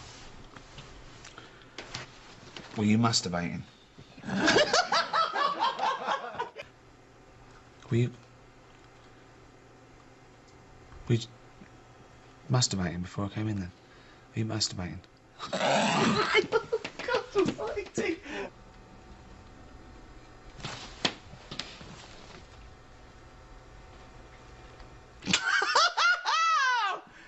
I was 1 second away there. I was 1 second away. Well, I should have locked the door, but I didn't think ahead, and the moment took me, and I just went berserk.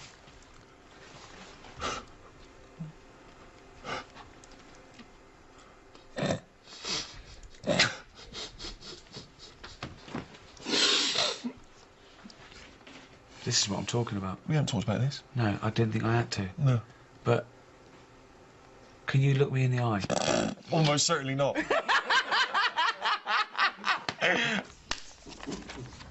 Never. Until today. Wizard. Wizard.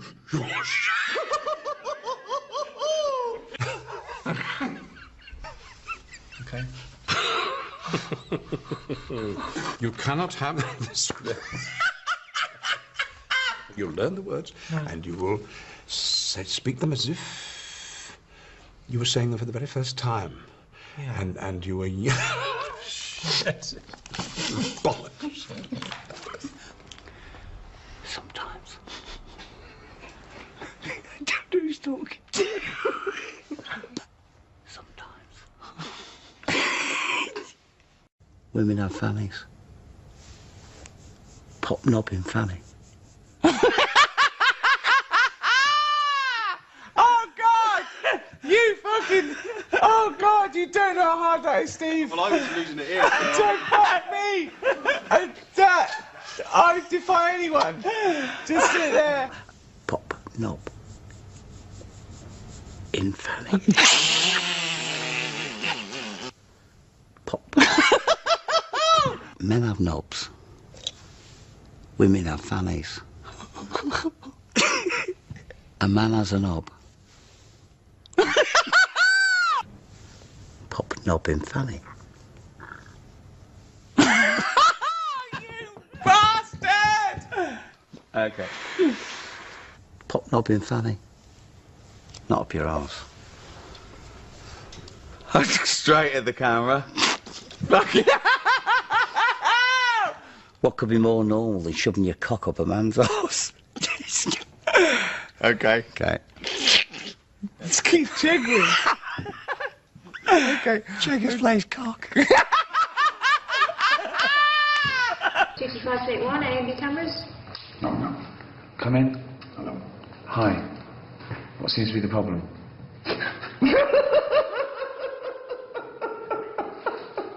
Oh, I did so well. Mum.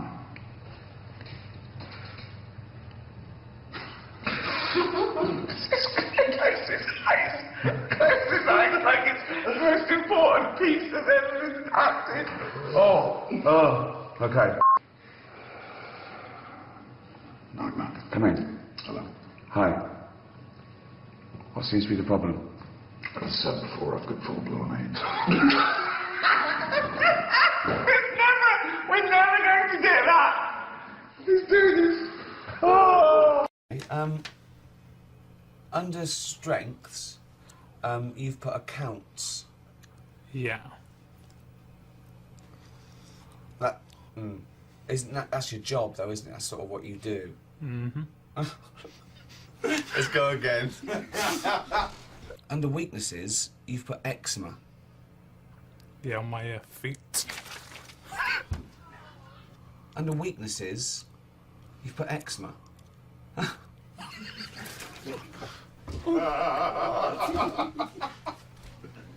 on the edge all the time. Do you remember the question? No. Okay. We're going to leave that there.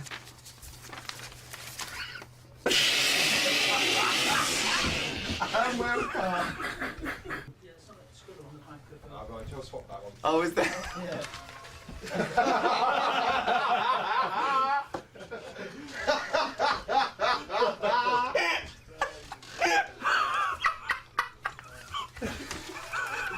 Oh, is that?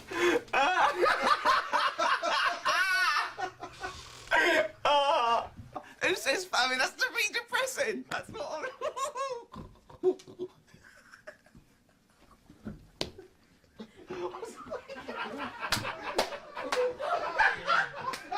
Probably wondering why I'm so generous with my encouragement. Just that trust people and they will be true to you. Treat them greatly and they will show themselves to be great. So, happier now? No looking back? Yeah, well, I'm still eventually. Take 5. And action. Tim? Take 6. Take Absolutely 7. fine. Take 8. Take 9. Take 10. Action. Oh, David. Hey. Take 11.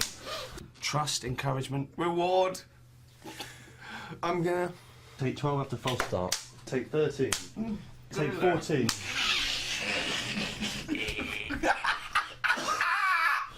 Okay, let's do this. Take 15. Take 16. There's no way that can't be funny to me though.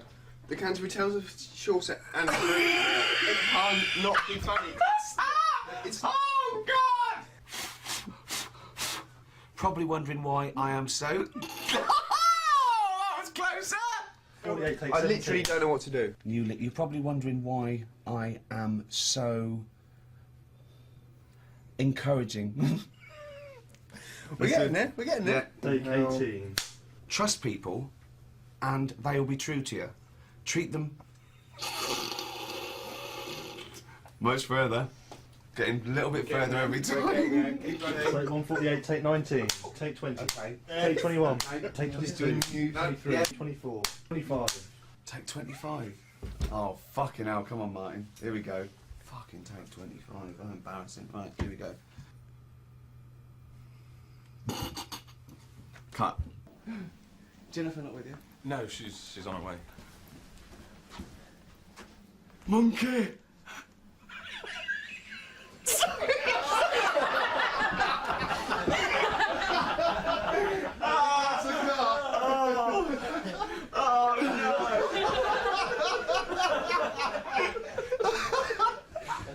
Patrick, if you can't roll with that kind of punch, you know. What? Oh, God. He looked at it so intently for a few seconds. He really had a go. Okay. Did have a go. So, now he knows what's going to happen. Should we get him into a better position, though, so we can see his face as well, Steve? But, you know, we're in our 30s. I'm only just 30. What, are you 39? Both in our 30s, yeah. Both in our 30s. Yeah. As I said, you know, and I'm saying that, you know, keep your head down, and who knows, in a few years' time. That is ridiculous.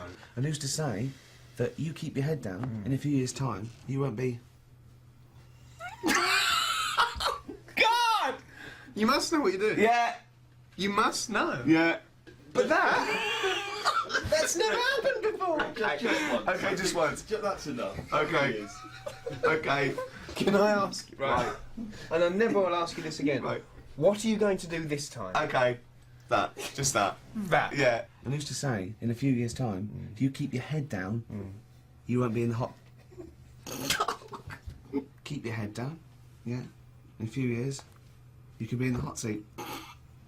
Keep your head down, and in a few years' time, you're in the hot seat, like me.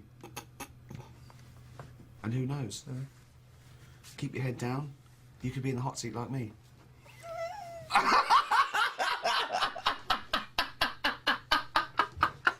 If you want the rainbow, you got to put up with the rain. And do you know which philosopher said that? Dolly Parton. And people say she's just a big pair of tits. Oh, God. Hey there, welcome to the Drawing Codex. In this video I want to do a simple drawing lesson covering one thing. How do we draw the figure from different angles? How do we draw it from above, from below, etc.? This is one of the biggest challenges that faces the artist at the outset, and even when you're well into your artistic journey, it can be a real stumbling block. And what I want to do is give you a few really simple exercises and ways to think about this so that you can practice. Now obviously this is something that relies on a lot of foundational perspective, and there's a lot of moving parts here, but I think there's a couple of key concepts that you can apply straight away, even if you haven't fully fleshed out your drawing foundation, even if your perspective is not 100%. I think there's a lot of things that you can take away and start practicing to make sure that your figures look as if they're grounded. Anyway, let's jump in and get started.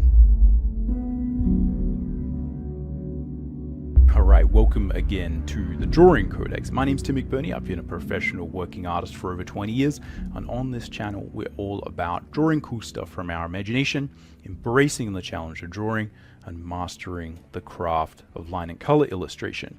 If you want to learn more about line and color illustration, you can check out my free Quick Start Guide.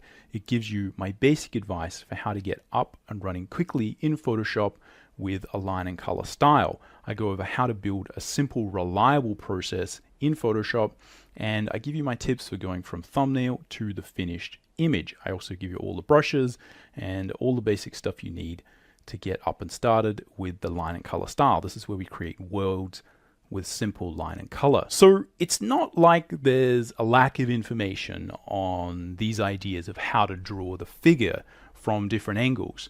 The basic idea, as should be pretty obvious, is that we combine the simple idea of taking a mannequin, of taking a stick figure, and then we basically just rotate it in space. The problem is that's easier said than done, and it's hard to know how to approach it. In the same way, you can read Andrew Loomis's book, Figure Drawing for All It's Worth, which is great, and it has a lot of information there, but again, I think the challenge for me when I was figuring out how to do a lot of this is, what do I start with, and how do I actually make that apply not just to the standard human anatomy, but maybe how do we make it apply to more cartoony things as well?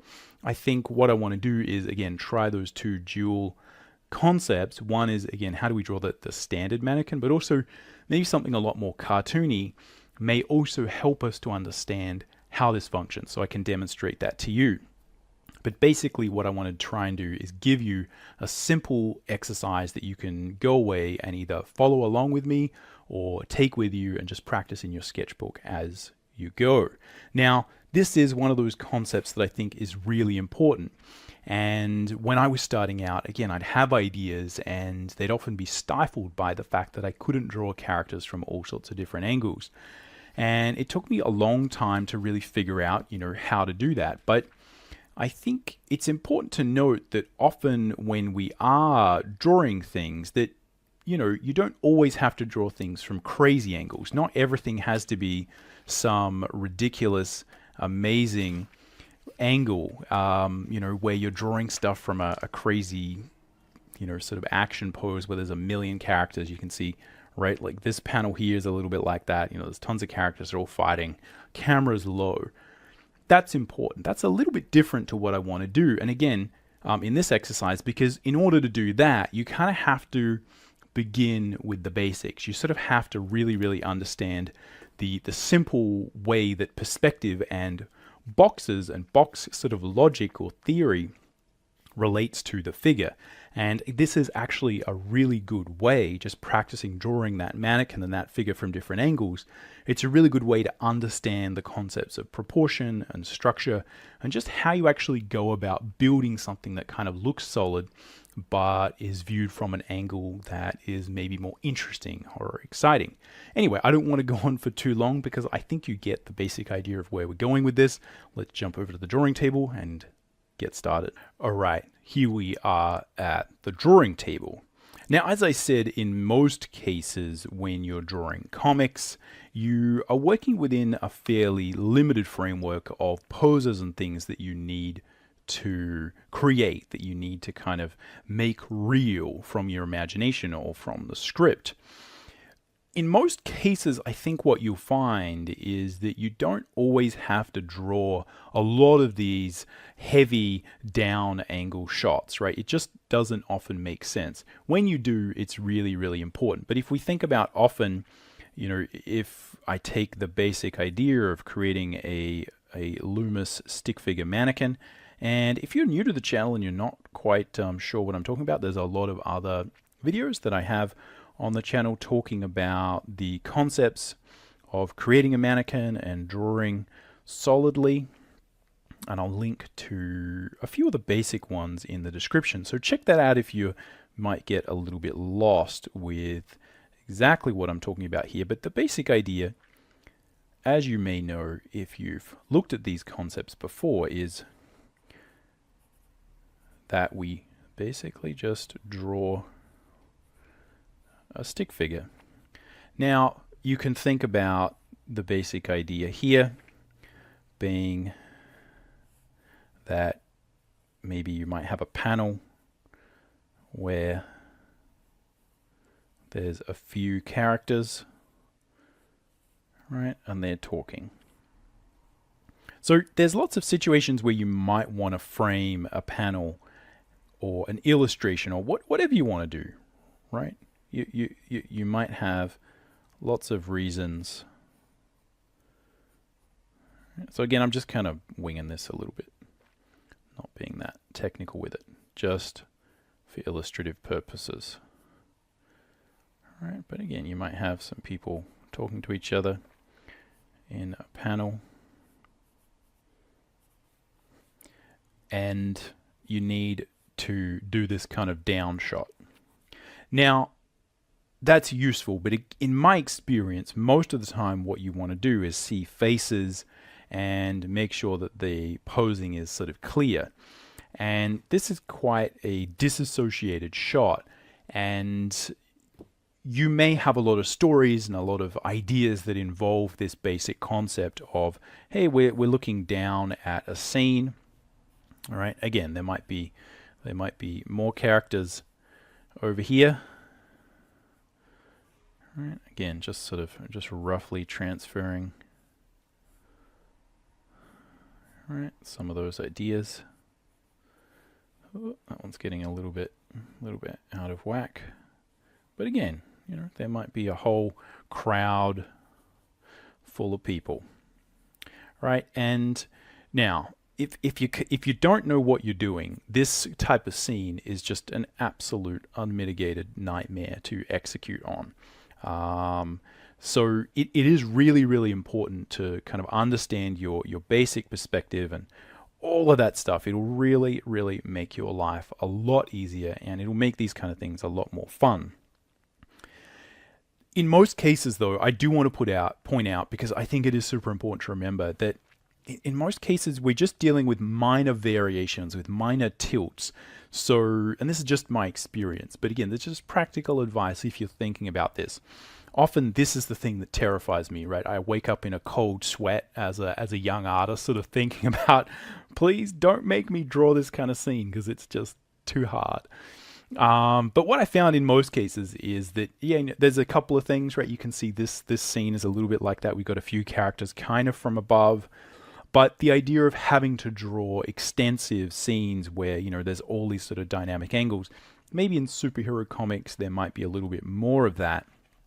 But in most cases we're dealing with looking at faces and fairly simple shots, which is very, very similar to what you would look at in a film. We're often choosing shots for clarity so we can read the character's face. Again, in comics or similarly in an illustration, you kind of want to see the character's face. You want to see them fairly straight on. And I think in most cases, this sort of thing is not actually what you spend most of your time doing. And certainly if you're doing illustrations, primarily often what we're talking about from a compositional standpoint is, it's frequently involving characters who are pretty front on. You know, if you deal with your classic sort of pin-up character, right, it basically is some form of this.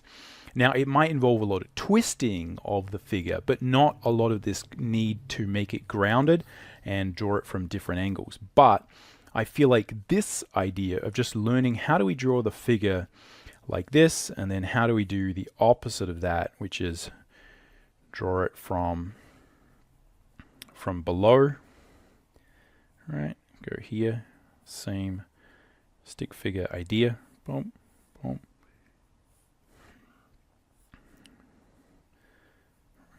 Got a head there. Right, and then we're going to have arm here, right, something like this. And again, you can continue the basic concept as you go, right? If we want to do that from the back, very, very simple, right? We just sort of flip the character around, right, and then we're drawing this. So I'm just going to be putting in rough perspective to illustrate what I need, and this is typically what I would do for myself. And I'm just illustrating the different options here. So we will get to some actual exercises, and I'll talk specifically about what I'm doing and how you can pull some concepts from books like the Loomis books or other sort of how to draw books and sort of actually try and get your head around this basic concept. But again, you know, we do it from the back. It's the same thing. Right. So here the face is like this. Right here it's from the back. And the difference really is just what does that arc of the spine look like, and how do these limbs tend to bend, right, as a very sort of rough basic idea. So again, these are a little bit from above and, you know, below. These ones are a little bit more. The basic concept is the same. Again, the reason that you would have some need to draw like a really kind of worm's eye view of something like this, I don't know why you would need to do that, but say you did. Again, it's going to be a very similar concept, right? Feet are going to be on the ground, shoulders are going to be somewhere here, right? Head is going to be up there. We're going to have some arms here.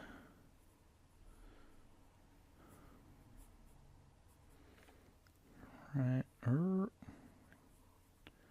So again, sorry that guy's got a little bit squished, but again, it's the same idea. It's just a matter of how much exaggeration is there on this perspective grid, if that makes sense. Let's see if we can do better on that head. All right. See if we can find the form of that torso a little bit. Head goes there. Yeah, might look, that's a little bit better. But it's all the same idea. What we're doing is we're taking the basic concept of a skeleton or a mannequin or a stick figure, and we're just drawing it from different angles. As I said, the problem is that's its own challenge, and that really is what I want to talk about in this lesson and show you is how do we combine the concepts of box logic or drawing simple geoforms, which again is very, very much linked to this, and how do we find some exercises and things you can do so you can jump in and start practicing this. Alright, so if we look at the pages that you might find in a traditional drawing book that are going to be related to this concept, it's often at the beginning, and it's where we link up concepts of perspective. So you can see here some great illustrations of how the concepts of proportion and perspective and just lining things up are going to work in 3 dimensions. So this is really what we're dealing with, is the idea that if we understand the basic proportions of the mannequin, which you can find in some of the additional videos I've got that I'll link below, so you can check those out. But again, I'll go over them super quickly in this video, so you can just jump in if you need. And then it's just simply a matter of understanding how perspective works. A lot of it does involve this simple concept of thinking of a plane and how we derive some simple proportion from that plane. Alright, so the task is pretty simple. What we need to do and what is good to practice is just practice drawing space or a line that your character is going to occupy. And what we want to do is find these proportional markers. The one that I think is the most important to find, and the one that you can practice finding, is the halfway mark. And that essentially is going to divide the character around about the bottom of the pelvis or at the crotch area. This will also line up with the base of the hand. And this is a really, really important marker because, again, it basically divides the legs from the top of the figure. And this really is one of the major things that you're trying to do. So what you can practice doing is drawing that character in 2 dimensions. And then you can practice drawing them in 3 dimensions. Now, once you get a feel for the proportional division, it's a lot easier to add dimension. So if we, and again, I'm just going to be fairly rough with this, so apologies if some of these lines don't match up. I won't do this with a ruler because it's a little bit easier to just kind of see when we're doing it by hand, but some of these lines might not match up. The more accurate you can be with this, the better, and I'd say if you study your basic perspective with a ruler, it'll really help you to make sure you're not making errors based on simple errors of the hand, let's say. But either way, it's important to understand how accurate you need to be with these lines. So even if you're not using a ruler, you have to understand how likely are you to gauge proportion in 2 dimensions. If you're having trouble doing it in 2 dimensions, then it's very tricky for you to just magically turn that into 3 dimensions. So just remember that. The first thing we're going to do is just figure out how do we draw that character in 2 dimensions, and we're going to divide the mannequin up into 1 proportion and 2 proportions. As I said, basically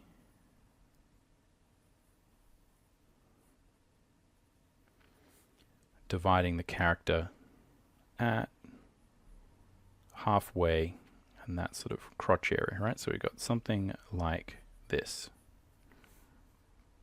Now, as I said, I've got more videos that talk about this in detail.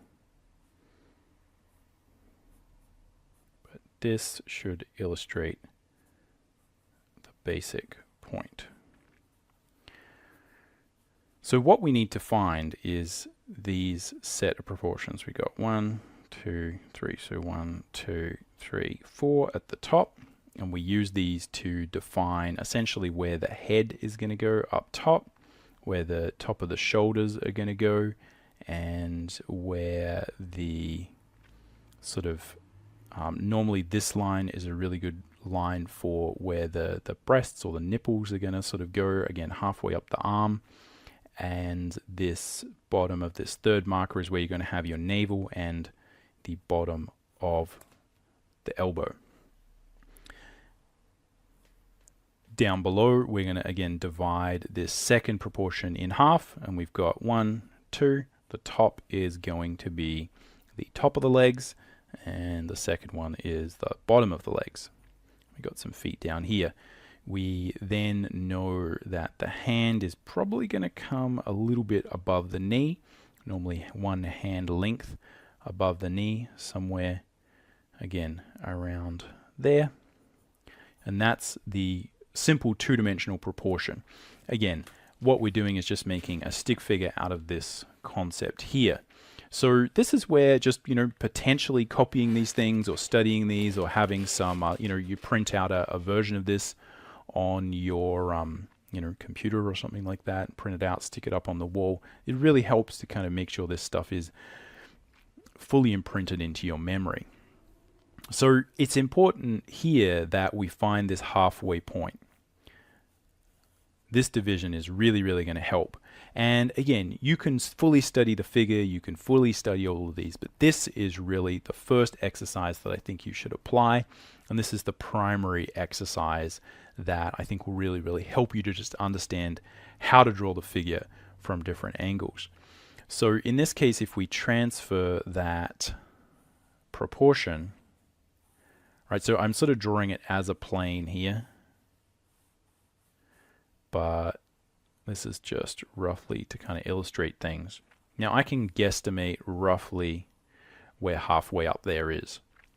But this is what we're dealing with when, all right, we can divide that up. All right, we can divide that up. This is where thinking about those proportions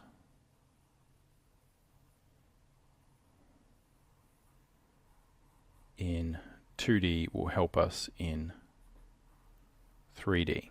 So you can see that if I find the midpoint, then it's very easy for me to roughly guesstimate where these other 1, 2, 3, 4 proportions are going to be. In the same way, it's going to be a lot easier for me to now guesstimate where these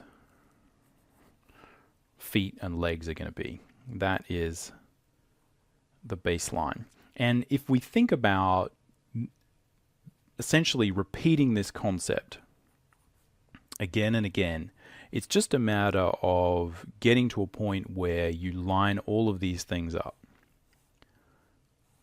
Now, obviously, this changes as you pose the figure differently, as you move things around, as the character moves. But if you're thinking about how to get your head around this in the beginning, this is where you start. And I think that can be one of the biggest challenges with this overall exercise, is just understanding what is actually going to teach you how to get better at this. It often is this simpler exercise where you're just thinking about, okay, let's make sure I can control proportion as I just adjust the figure and draw it from a slightly different angle, right? So if we take a simple, got a little sort of toy here that'll sort of help us understand this, just start by rotating the figure a little bit, right? Just start by trying to draw it from a little bit of an angle there, and then maybe you can draw it from an angle that's slightly below, and then you can maybe try draw it from behind, etc., etc. Just ratchet up the complexity a little bit by bit. That's one of the things that will really, really help you. This is where it all happens, at that halfway point. So what you can do is just practice the idea of how do you divide up that space. So what we're doing is essentially taking the fundamental principle of perspective here, that is the one you take away.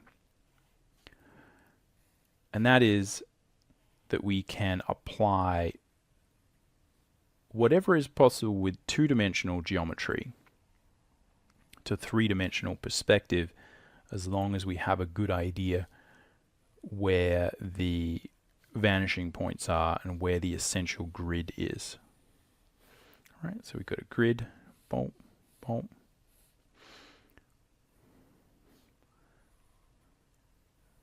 So I can do the same thing here, because these corners don't move in two-dimensional space, and I can draw a line between them, and then I know how to divide up that space. So this is the fundamental concept of perspective that will help you to initially gauge that proportion. So we can think about this, right? If we have like a lot of extreme exaggeration, we still can find halfway up. And it's this experimentation with this basic concept that will teach you a lot about how to change the camera angle. Now, behind this is the concept of the perspective grid, which I think is its own challenge. And this is where what we can try and do is understand the basic takeaways that we're going to get from perspective as it relates to the figure. But if you have to understand that there's a point at which you need to go away and learn perspective properly if you want to really, really get stuck into this. But the fundamental thing that will help you understand it is the box logic, or just viewing the box that surrounds your space. You've probably seen a lot of people talk about this, and there's a lot of discussion about this as being important for your drawing, to understand the grids and the simple idea of three-dimensional space. So this is like a perspective grid. It's a sense that all these lines are heading towards a vanishing point.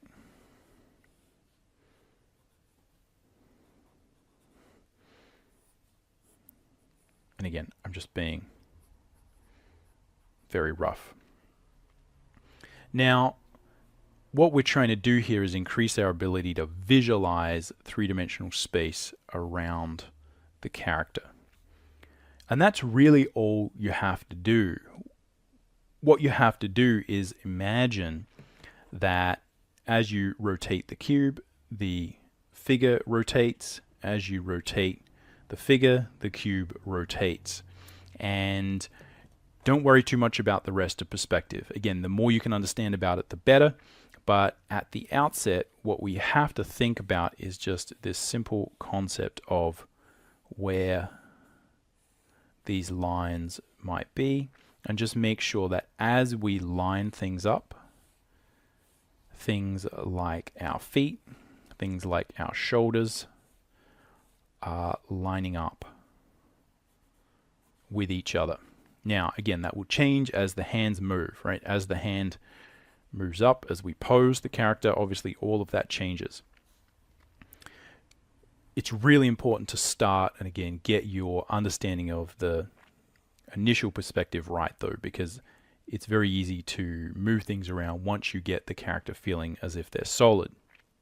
So the first part of the exercise is, as I said, just study and get good at dividing up space with different grids. I actually have a whole video on this basic concept that is talking about how you draw straight lines. And one of the reasons I use a grid as a good way for you to understand how to draw straight lines is because often the reason we're drawing straight lines is to draw a grid. So the concept of physically being able to draw grids is super important.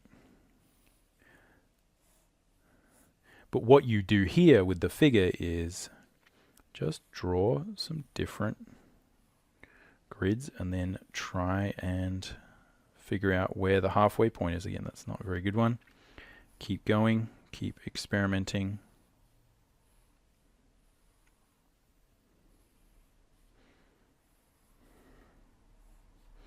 Etc., etc. We can think about, again, that idea of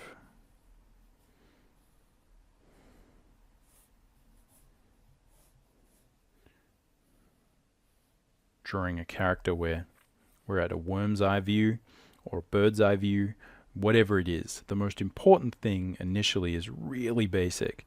Just get that initial halfway point there. Once you do that, everything else becomes easy. Now, how do we sort of connect up the figure with this? Because I'm sure a lot of people are, at this point, sort of tuning out because this seems boring. And I think that is one of the biggest challenges, is understanding how this relates to what you want to do and why is it important. Well, obviously, once we get this right, we can then start to apply it to everything else. If we don't get this right, everything else is kind of a waste of time. All right, so how do we actually apply that? What I want to do mostly is talk about how that is applied and show it to you, and give you a few little tools so that you can copy along, maybe try this with some of your characters or start to think about it. The goal here is that the more we can connect up figures and characters and interesting things with the topics of perspective, the more you're likely to get really interested in perspective and improving your perspective. If you can directly translate and apply the concepts that you might learn by studying 1 point, 2 point, 3 point perspective, etc., at improving your technical drawing, then you can directly say, hey, now that I know that I've got this a little bit more accurate, that means the lines that I'm going to use to line up my character are going to be more accurate. I think that is the goal here. It's really easy doing drawing lessons to get lost in the weeds about perspective and form drawing and the concepts of boxes. So what I'm going to try and do is, again, just show you a little bit more how I do this so that hopefully you can get interested in learning the perspective if that's something that is lacking. And we can do some more basic perspective lessons on the channel as well. Let me know what you'd like to see. So the way that I start by this, and the way that I would apply the concept of those Loomis books to drawing and drawing the mannequin, is as follows. Let's start by drawing a character from above, as I was doing before. The most important thing that I think we can start with is just the center line. The center line is the thing that really helps us to anchor the figure. And this is similar to this center line here that is holding up the skeleton figure. This is an imaginary line running directly down the center of the body. And we can kind of really use this to figure out where that character is situated. So here we can, let's define some fairly sort of benign perspective here. This is all I'm using. So you can see this is actually similar to a box, right? If we think about a box being like this, what I'm drawing is this. Right, so I'm drawing the center of the box. You can imagine if there was a line there and a line there and then a line directly down the middle. That's kind of what I'm thinking about here. Where is the perspective? But I'm not drawing a box because in my experience, trying to fit a character in a box is not actually a good way to start. But in this case, that can be useful. Now, what I'm going to do is guesstimate the halfway point up here, from here to here. And this is something where, again, if you're having trouble drawing a line, right, again, thinking about where the perspective for that might be, and then trying to sort of guesstimate where halfway up is. If that's something that's troubling you, again, the more you learn about perspective, the better your ability to guesstimate that will be. If you're struggling, one of the things you can do is, again, formalize your drawing of these sort of elements and use those two-dimensional drawing tricks that we transfer to 3 dimensions, right? And see if you can find, bang, the center of that. So again, if I was to do that formally here, right, I'm just going to imagine that there is some sort of grid here that makes sense, right? So both these lines are going to some vanishing point, and I've got a line here. Boom. I'm going to try and guesstimate that's kind of down there straight, right? Boom. And then we can do the same thing here. So this is really the one that is super important to get right. Oh, I don't have a big enough ruler. Let's see if I can. I'll sort of see if I can guesstimate it kind of there. I think it's somewhere. Look, it's. Don't do that at home, people. Get a longer ruler. But I think this is going to be It's going to be, it's pretty close. It's somewhere around there. So that is pretty close. Again, my guesstimation, and if we were to look at the vertical distance here, right, that's kind of 19. Half of 19 is somewhere around here, 9.5. So it's actually sort of like pretty much visually and measurement-wise exactly the same.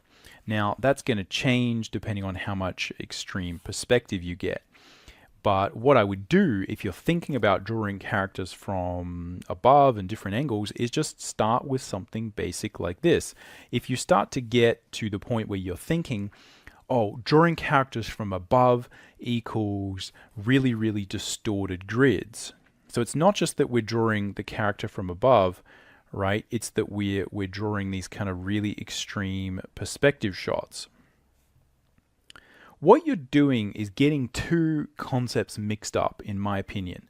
One is the concept of the camera angle and how much distortion there is and how much exaggeration in the grid there is, from the concepts of lining things up and thinking about where the camera actually might be in relation to the figure. It's a lot easier to start with very low distortion. Again, it's very easy here to jump into a whole another subject of camera lenses, etc., etc., etc. The point is that you can draw a character, again, like a small character that's like fairly far away. There's not going to be heaps and heaps of distortion on this figure because, again, they're fairly small in relation to the camera. With a much larger figure, right, that gets really close to the camera, right, we can sort of take this really close to the camera. Sorry, it's going to get blurry, but you see the closer to the camera we get, the more distortion you get, right? So again, sorry it's blurry, but you get the basic idea.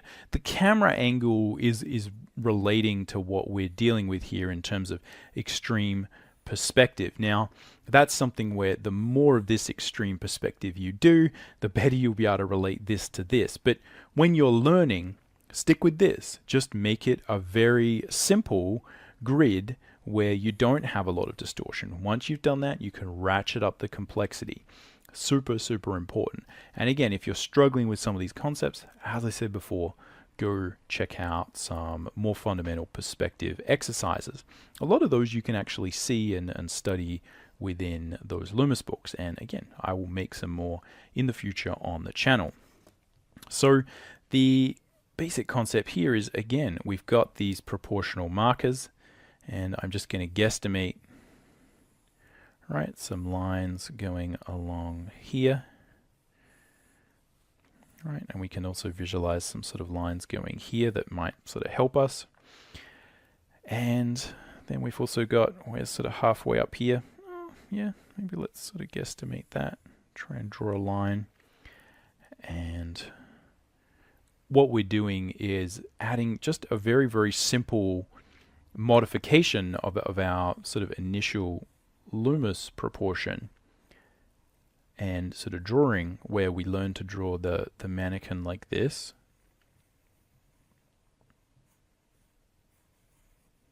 I've got a head here, neck here, right, shoulders here, etc. So we're drawing the mannequin like this. What we're doing is we're taking these lines which don't have a lot of distortion on them, and we're just making sure that we draw them from different angles. That really is all that's going on. Just because you don't have extreme distortion in your perspective doesn't mean it isn't in perspective. That really is just related to the lens and where we're seeing characters from. Again, if you think about going back to that, sketch I had before where I had a bunch of little characters on the ground, normally that's going to be taken with a camera lens that's quite far away, taking a big sort of scenic shot from afar, and you're not actually going to have a lot of this distortion.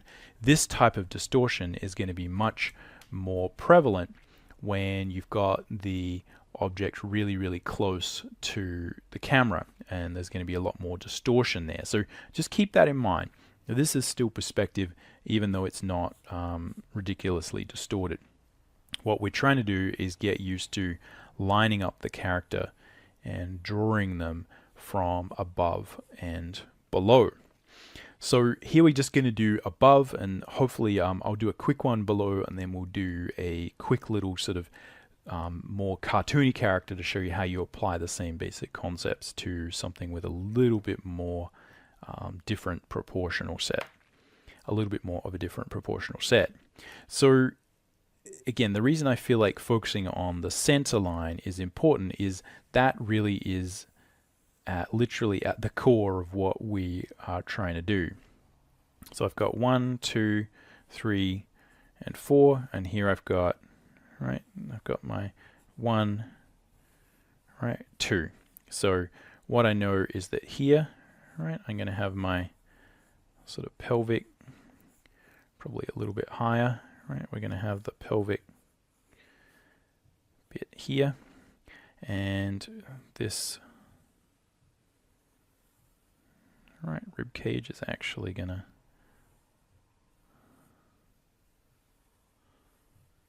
come down here. So really good to get used to drawing these forms out in 3 dimensions. And this really is the skill that's probably more important and is going to help you. The grid helps us line up these points. So here I'm going to have, we've got the spine coming there. We're going to have spine coming up there, and it's going to go into the head, just somewhere around here. Boom, boom, boom. Drop a line down there. Let's sharpen this pencil.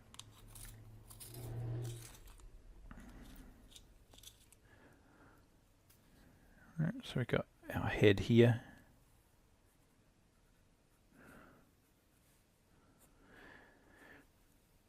The lines will help us find these elements like the shoulder blades, They're going to help us find the shoulders from side to side.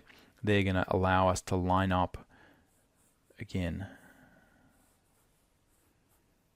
the concept of where the hip bones are going to be. But you can see that having this concept of the center line is something that's really easy to keep us honest, because we can trace the spine, we can trace the which goes directly up the figure, and we can use that to help us find these different elements, and that just immediately will get us a lot closer to having something that feels symmetrical. And again, what we're after now is we've got this grid this way, We sort of have a grid this way. We don't really need it for a lot of things. But this is where, again, you can line things up and try and imagine where we have symmetry. Now, if you wanted to get more technical with the symmetry, you could try and do more technical perspective work to mirror. Again, I'm just going to eyeball. And what I would suggest is you just keep trying to eyeball it until you get sick of eyeballing it, and then go and learn how to measure it. Go and learn how to do it technically in perspective, and it'll hopefully be a lot more interesting then, because then once you learn it, you can come back to this and you know that you'll be more accurate.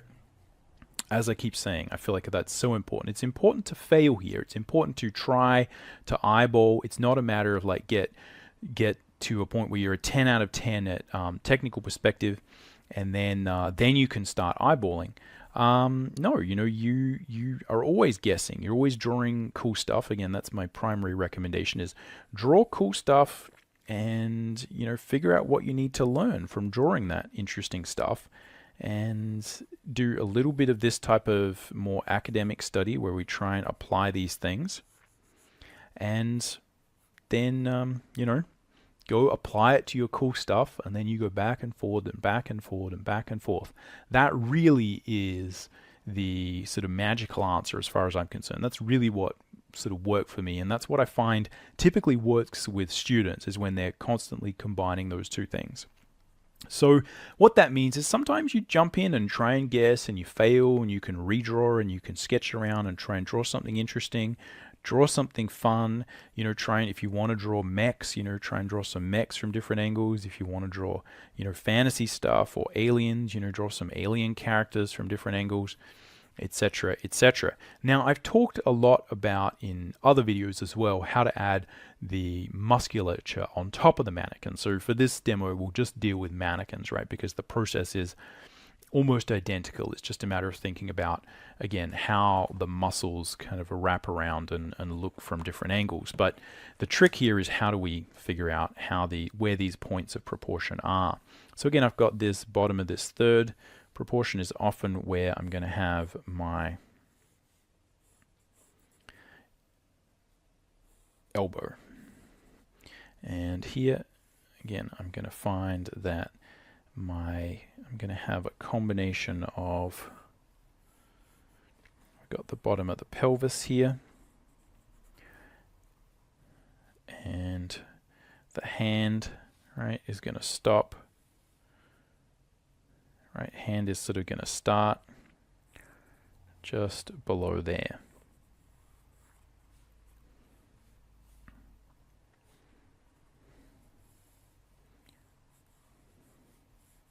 The elbow, right, hand is gonna, and this is where again what you'll tend to find is your intuition will be challenged. So the feeling of like, wait a minute, how long is this forearm? Well, I know from a proportional standpoint, right, if we look at this, that again I've got that bottom of that rib cage. Just look at this and check, because again this is a major thing that will come up. I've got the bottom of the rib cage. All right, it's going to line up with that elbow. Now, it's very easy to figure out the depth and the length of these things when you're just drawing it flat on, but it's very easy to become challenged and accidentally draw stuff too long or too small or whatever, or just kind of, you just get tripped up and you're no longer able to engage your normal natural drawing intuition. So it's important here to double check and remember your proportions. We can see again at the bottom of the pelvis there, that's kind of where the hands start, and the hands then go down and they're kind of, you know, ending about halfway up this bone, or about, as I often say, one hand length above the knee, or certainly the hinge point of the leg. What? So that is one of these things that's kind of quite tricky from a proportional standpoint to really get. All right, is understanding where these lines are likely to go. All right, so then we're going to have a line about there. All right, we're going to have a hand. If the hand was sort of extended, it would be about here. Right? If it was in a fist, it would probably be here. And here we've got the knee. Here we've got this. Now, this I think is often the biggest problem when it comes to drawing these things from different angles, is making sure that they connect with the ground. And more important, and probably the subject of a different video, is how do you do, as I was doing in that other sketch, multiple characters from the same angle and make sure they all feel like they're sitting on the ground plane. Again, this is where having a good sense of that center line will really help. If we know where that center line is, you can easily understand that the feet, you know, if they're just sort of planted normally, which is what I'd recommend initially to give them just a standard sort of pose, is they're going to be equidistant more or less in a standard pose from that center line. Now, again, subject of another video is kind of how we modify the posture and get different feelings there. But just understanding where that center line is in space, and then just sort of placing the heels of the feet somewhere so that there's an equal distance from here to here is super helpful. And then what I'm doing is basically just thinking about where these lines are going out at different angles. So you can think about that from a two-dimensional standpoint. If I'm looking down, right, here's this line on the ground, here's the center line, here's this foot here, and here's this foot here. And what I'm doing is I'm saying, well, the feet are kind of turned outward, a little bit like they are here. I'm doing it a little bit more exaggerated to make the point. But again, just visualizing the space, understanding the center, being able to measure, right? Again, it's the same thing. Visualizing the center line, measuring that space or guesstimating that space. Again, visualizing that center, understanding the points, right? So if we reattach our Poor little skeleton's arm. Again, this is the visualization we're trying to practice, is where's the center, where is the wrist sort of point, and where's the other wrist point, and just visualizing the distance. Having that center line there is super important, right? So this is what we're sort of trying to visualize. Points here, points here, points here. And really it is that simple.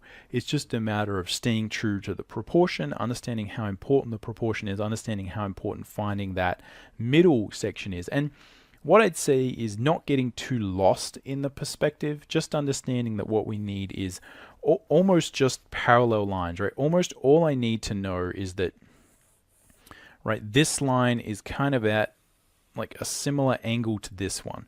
It doesn't even need to be too much in perspective. I don't really even need these to be going to the same vanishing point. I just need them to kind of be almost in an isometric perspective to practice this.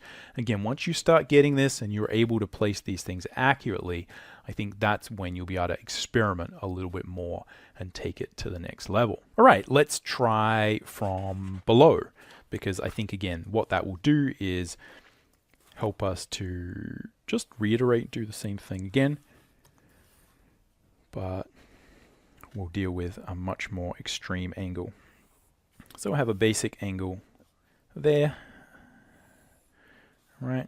But a little bit of, let's put a little bit of an angle here, right? So maybe the horizon line is super low down, right? Here we've got our horizon line, and again, what I'm after is a sense of where that center is. So I'm just gonna, now again, there's a procedural sort of thing here, which is obviously, you know, I could draw a big box here, right? So I'm trying to find halfway here. It doesn't really matter how big this box is. That's not really the point. All I need to do, you can sort of draw any old size box. Again, I'm going to run out of ruler. Let me find a bigger one. This will solve that problem. So you can see here that it's going to find center right over here, but that does give me a really good indication of where that's going to be, because all I'm going to try and do now is sort of draw, if we sort of try and understand what's happening from a visualization standpoint, right? I've drawn this, right? And what I'm trying to visualize is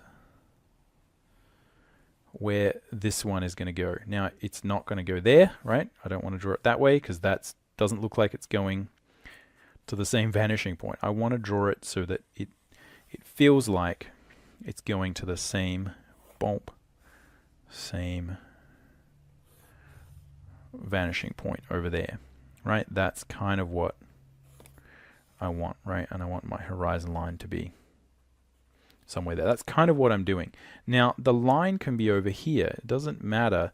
What I'm after is where is halfway up this measurement, right? So if there was a line here or a line here, if I find the center between this line and this line, it will give me halfway up all of these lines. Hopefully that makes sense. Again, if not, it's a good example of how learning some more perspective may help. So here again, what I'm doing is, this is the bit that will derail you if we get it wrong. What I'm trying to do is figure out where I place this line. Now there's a really easy trick that you can use, and that is to just measure. This is another sort of easy sort of way you can do this to kind of help you guesstimate. What I can do is physically measure. Right here I've got, right, sort of roughly, that's roughly 20, so 10 is going to be halfway up here. And if we sort of take a measurement here, that's 16 and a half, so 8 and a bit, right? It's going to be somewhere around there. So if I kind of draw a line between these somewhere around here, right? Again, those things don't all line up perfectly. That's going to give me a pretty good indication of where halfway up is. Or you can just guess. Totally up to you. This is a really good way where you can start to apply these boring perspective concepts to your drawing, get a better result, get a better guesstimate, and make sure, again, you're doing that thing, building that muscle of applying the technical knowledge to something that's actually going to help you.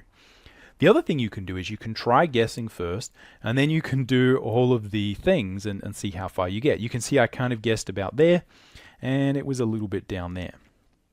The point is that we want to get a feeling for where halfway up this figure is if we then start drawing the rest of these lines. Because obviously what I'm going to do now is divide up this top thing into 4 sections, and I'm going to divide this into half, and I'm just guesstimating at that point. Why? Because this is pretty accurate, and what you'll find generally with a lot of perspective is once you kind of key into it, once you kind of understand, like, oh, I get what's happening here, I've got a solid indication, I know these are true, then it's a lot easier for your brain to kind of guess the rest, if that makes sense. You kind of have the framework and the rest kind of fall into place. So again, I've got some of these lines going here. I'm not drawing them that accurately, but it is the same idea. We're going to have, what I'll do and what I suggest to do is kind of just rough it in first. Right, I'm going to have here sort of pelvic stuff here. There's going to be a rib cage thingy here, and they're going to sort of line up a little bit. Again, you know, the side of the rib cage will kind of line up with the pelvis. You kind of have that. Boom. Right. It helps me anyway to sort of visualize the spaces a little bit. Right. Take those sort of jelly bean. Take those. Where's a good place to draw here? Take the jelly beans, right, and add dimensionality. Right. Just think about, like, where is the 3-dimensional space there? Let's draw through. Right. Let's try and define that space. I'm going to have a spine that goes up like that. It's going to come back behind, right, from the spine, comes back, sort of curves in. Oh, sorry, let's get that closer. Curves in on the small of the back, goes out, and then comes in. That's that sort of arc that I'm trying to visualize. So it's there, comes back up here, right, and then it's going to insert in the back of the skull there, right, and then I can draw the skull, right, I know, right, I can define dimensionality within that sphere, etc., etc. And here I've got, again, some shoulders, right, I'm going to place those shoulders. Again, visualizing, right, got sort of a neck here. Again, I feel like those shoulders could be a little bit, again, a little bit more on that line.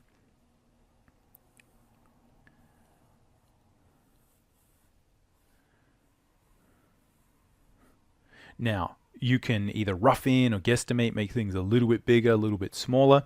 If you run into trouble there or consistently run into trouble, again, one of the things that I'm facing is, as I often see with these drawing demos, that I'm looking at this paper from a little bit of an angle. I'm also meant to be looking up at it from the drawing, so it's going to be hard for me to gauge how big that head actually needs to be. But when I rough it in, again, the things that will help me to visualize that are, again, thinking about where that center line is, right? So it's almost like we're sort of, got the sphere, right? We're sort of chopping half of it off, and then we got this, right? And there'll be like eyes here. So I'm sort of trying to think about where that is under there.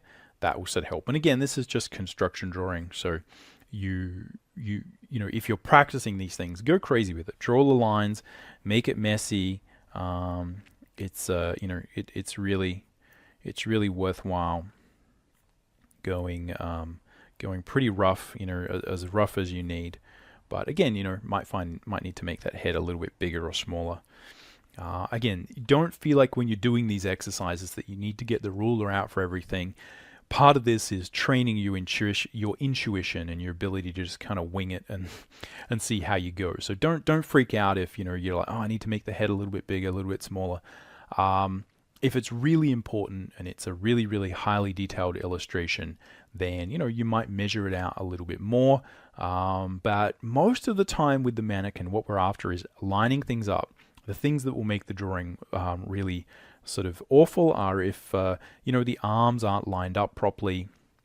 If the eyes don't sort of line up, right? If one eye's up here and the other eye's down there or something silly. Those are the things that are going to make the difference. It's easy to kind of make the head overall a little bit bigger, overall a little bit smaller. Make sure it fits the character you want. If you're drawing a manga character, obviously your head might be a little bit bigger, eyes are going to be a little bit bigger, right? Might be some sort of crazy hair or something like that on the figure. Who knows? Again, most of this is just get stuff in the right spot and then know the grid that you've got to line everything up on. But the good thing about proportion this way is that I don't even have to start drawing the legs because I sort of know where they're going to go. Right? I have a good understanding and a good ability to guesstimate, where that line is, so I kind of know where those legs are going to go. Right? I've got a pretty good indication. Again, that's the heel of the foot. This is the ball of the foot. So we can't see it. This one's foreshortened, right? Coming at us. Again, that's, its own little drawing problem that can be quite challenging to solve. But at its core is just, going through things logically and kind of thinking about what you see when you're looking at a foot from front on. But as I said, I can either draw the legs or I could draw the hands because I know where everything is going to end up. We know what's going to happen. Now, I think probably, again, that's kind of where the bottom of that rib cage is meant to go, right? So the bottom of the rib cage is meant to be probably a little bit lower, right? Navel is sort of going to be about there, and that means probably I've drawn these shoulders a little bit narrow based on sort of, I think we're drawing sort of like a male figure. All right, so just going to sort of guesstimate where that is going to go, and we're going to line it up. And again, doing those things is totally fine. A lot of it is just recognizing the proportion. You go through it, and then just, I realize, oh, that's right, that torso, right, sort of comes down and hits the bottom of that proportion, right? So we sort of got 1 proportion, 2 proportion, 3 proportions, 4 proportions. And here, that's 1, 2, 3, 4. So I just drew this a little bit small initially. Again, not a problem because we can go in and adjust it. And that probably means visually this head is going to want to look a little bit bigger. But that's all we need to do. I know that the shoulders are going to be there. Again, I know that the forearms are sort of going to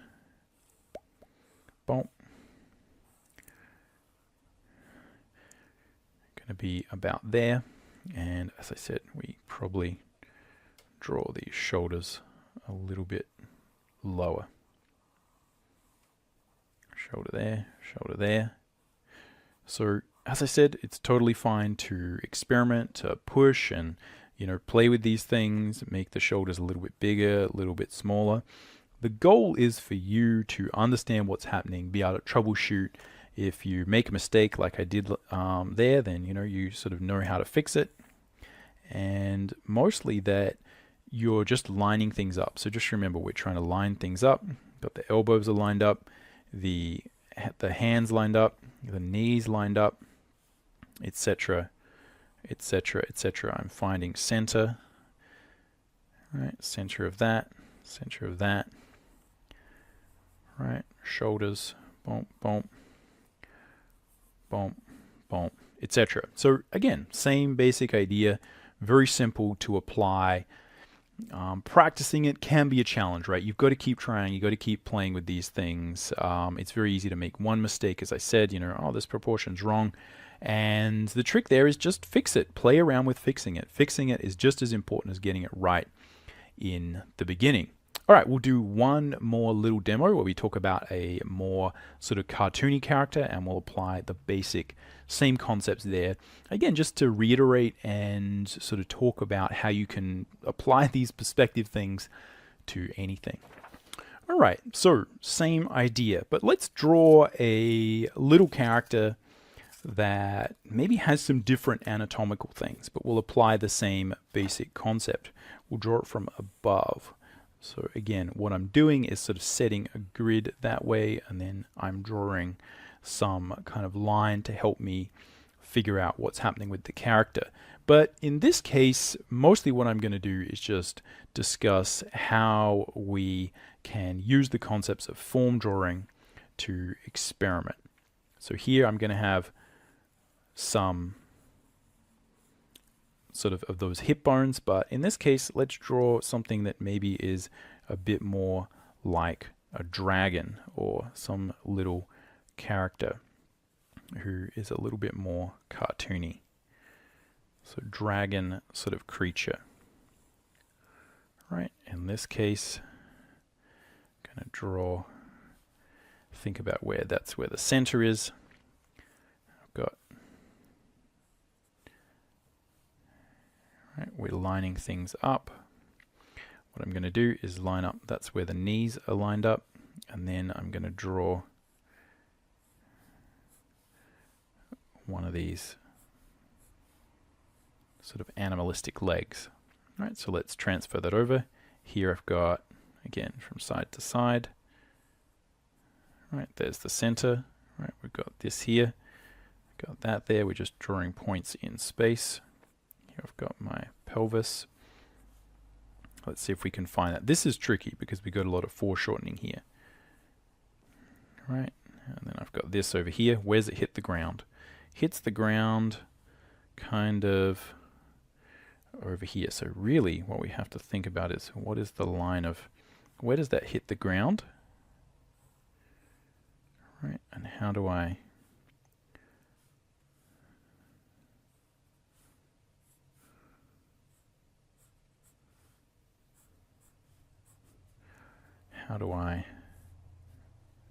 get that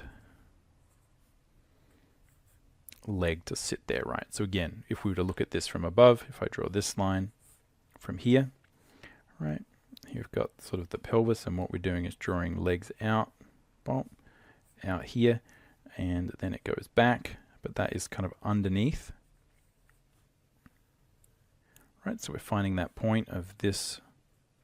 Look at it from the side, it's going dunk, dunk, dunk, dunk, and we're finding these points. And then it goes down, and we don't really see that, right? And then it comes out, right? And we sort of barely see that. So this is where, again, some of that perspective will come in handy. So now I'm going to draw our rib cage, and I think this is going to attach a little bit forward, so I still want to think about where that center line is going to be, but I'm going to transfer that over there. And so now what we're trying to do is find, again, like we'll have an arm here and an arm here, and we've got the spine wrapping around here. All right, we'll have a head, bump, bump, and let's put some arms down here. So I'm just going to transfer that arm right over here. Let's have some big chunky hands. Right, so we've got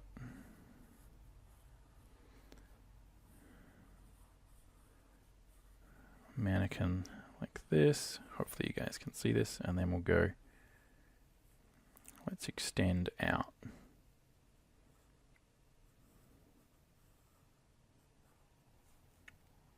Right.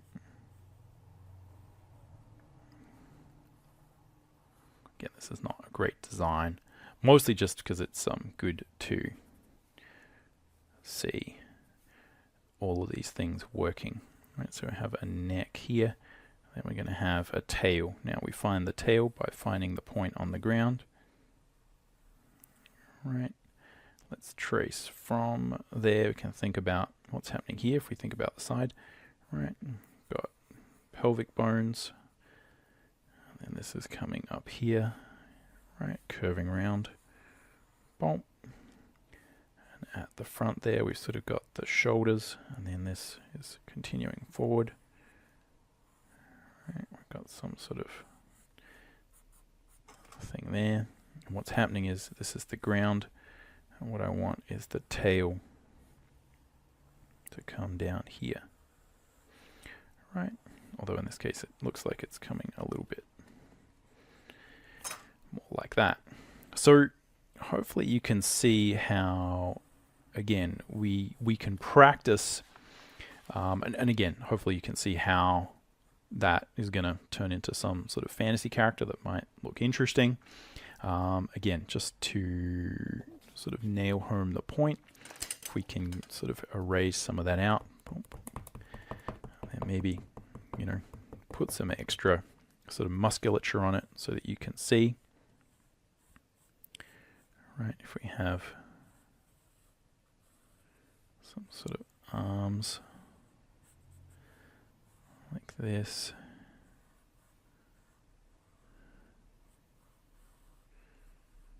Right, leg.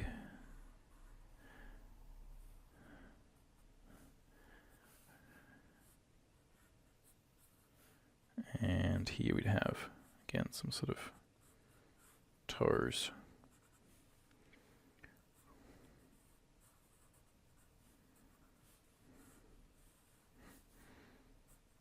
So yeah, again, hopefully you see that we could build that up if we wanted. And to me, you know, this is the sort of stuff that I was, you know, more interested in doing as, you know, characters that weren't, you know, typical humans. But the point is that just practicing these things, stepping through the basics, doing your simple division of space will really help. If you can do this right, if you can practice this and just keep going, you know, break out the ruler if you need to do it. If you're finding things are going wonky, as I said, go back, check your fundamental perspective knowledge, make sure that you're being accurate. A lot of the time, you know, these things are sort of going pear-shaped because, you know, as I said, we're trying to do a little bit too much of this extreme perspective. You're trying to do too much. Stick with something that's almost like an isometric perspective. Isometric perspective is where, again, the lines don't really go back to a vanishing point. They're just kind of parallel to each other. That will teach you the fundamentals of how to control these grids that underline the figure and the structure. Once you do that, then you can start to build out more interesting characters. You can start to play with, again, much more extreme views, much more extreme angles. You know, you could try something that is, you know, super distorted, right, where we're seeing like massive amounts of distortion there. Again, you ratchet up the difficulty bit at a time, do a little bit of this, and again, there's like levels to the degree to where you're studying. These are still abstract studies. Do a few of these things and then just go draw your normal stuff for fun, right? That's what's important. The idea is important. Having fun while you're drawing is important. If you find that these are tricky, as I said, go back and just, you know, try and get your ability to draw cubes or some basic things as solid as that can be, because then you find that there's follow-on. There's a flow to how these things support each other. But yeah, hopefully that has been interesting. Let me know in the comments. This is a little bit more of a technical one, which I do sort of apologize for. And the real challenge here is that I think both as a drawing teacher and as a student, what I remember and I still find this kind of frustrating, is that it is hard to know where to approach this from. There's 4 or 5 things that you absolutely need to get right in order to start rotating these figures around and drawing them from different angles, and there's no linear way you can do it, I think, that gives you some amazing solution where you just do A, B, C, and then all of a sudden it magically works. It's a progression. Again, as I say, people can get really good at drawing cubes, and then they, can't transfer those skills to their more interesting, fun drawings.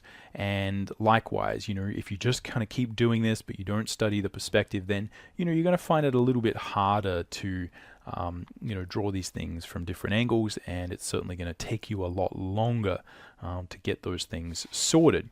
So it's a matter of doing all of these things and trying to figure out where they fit into your art journey, where they fit into your particular way of doing things. And I think the most important thing is to look for failure. Look for places where you aren't understanding things, but jump in first. Don't be afraid. It's okay if you try these things and they don't work. Don't freak out. Just step back and say, hey, what do I need to learn? Which fundamental thing am I not getting? Am I just completely not lining these things up? In many cases, it is just one of the biggest problems that you'll face is just people will be trying to draw these kind of lines and they're not even remotely going to the same vanishing point. There's a lack of accuracy. So that's where, again, just building your ability to draw straight lines, to develop grids. Again, I'll link to that video in the description. Just making sure all of that stuff is solid will help immensely. But this is a long game. This is a long journey. If you're partway along the journey, then again, you probably sort of know that already. There's no trick. As I said, you got to piece these things together in your subconscious mind a little bit at a time, and you slowly build structures that support each other. But I think what you have to understand is this does work, and you will get better at it a little bit by a little bit over time. So good luck with this. Let me know if you got any questions or comments down below. And but that's all I got for now. We'll catch you around. Happy drawing.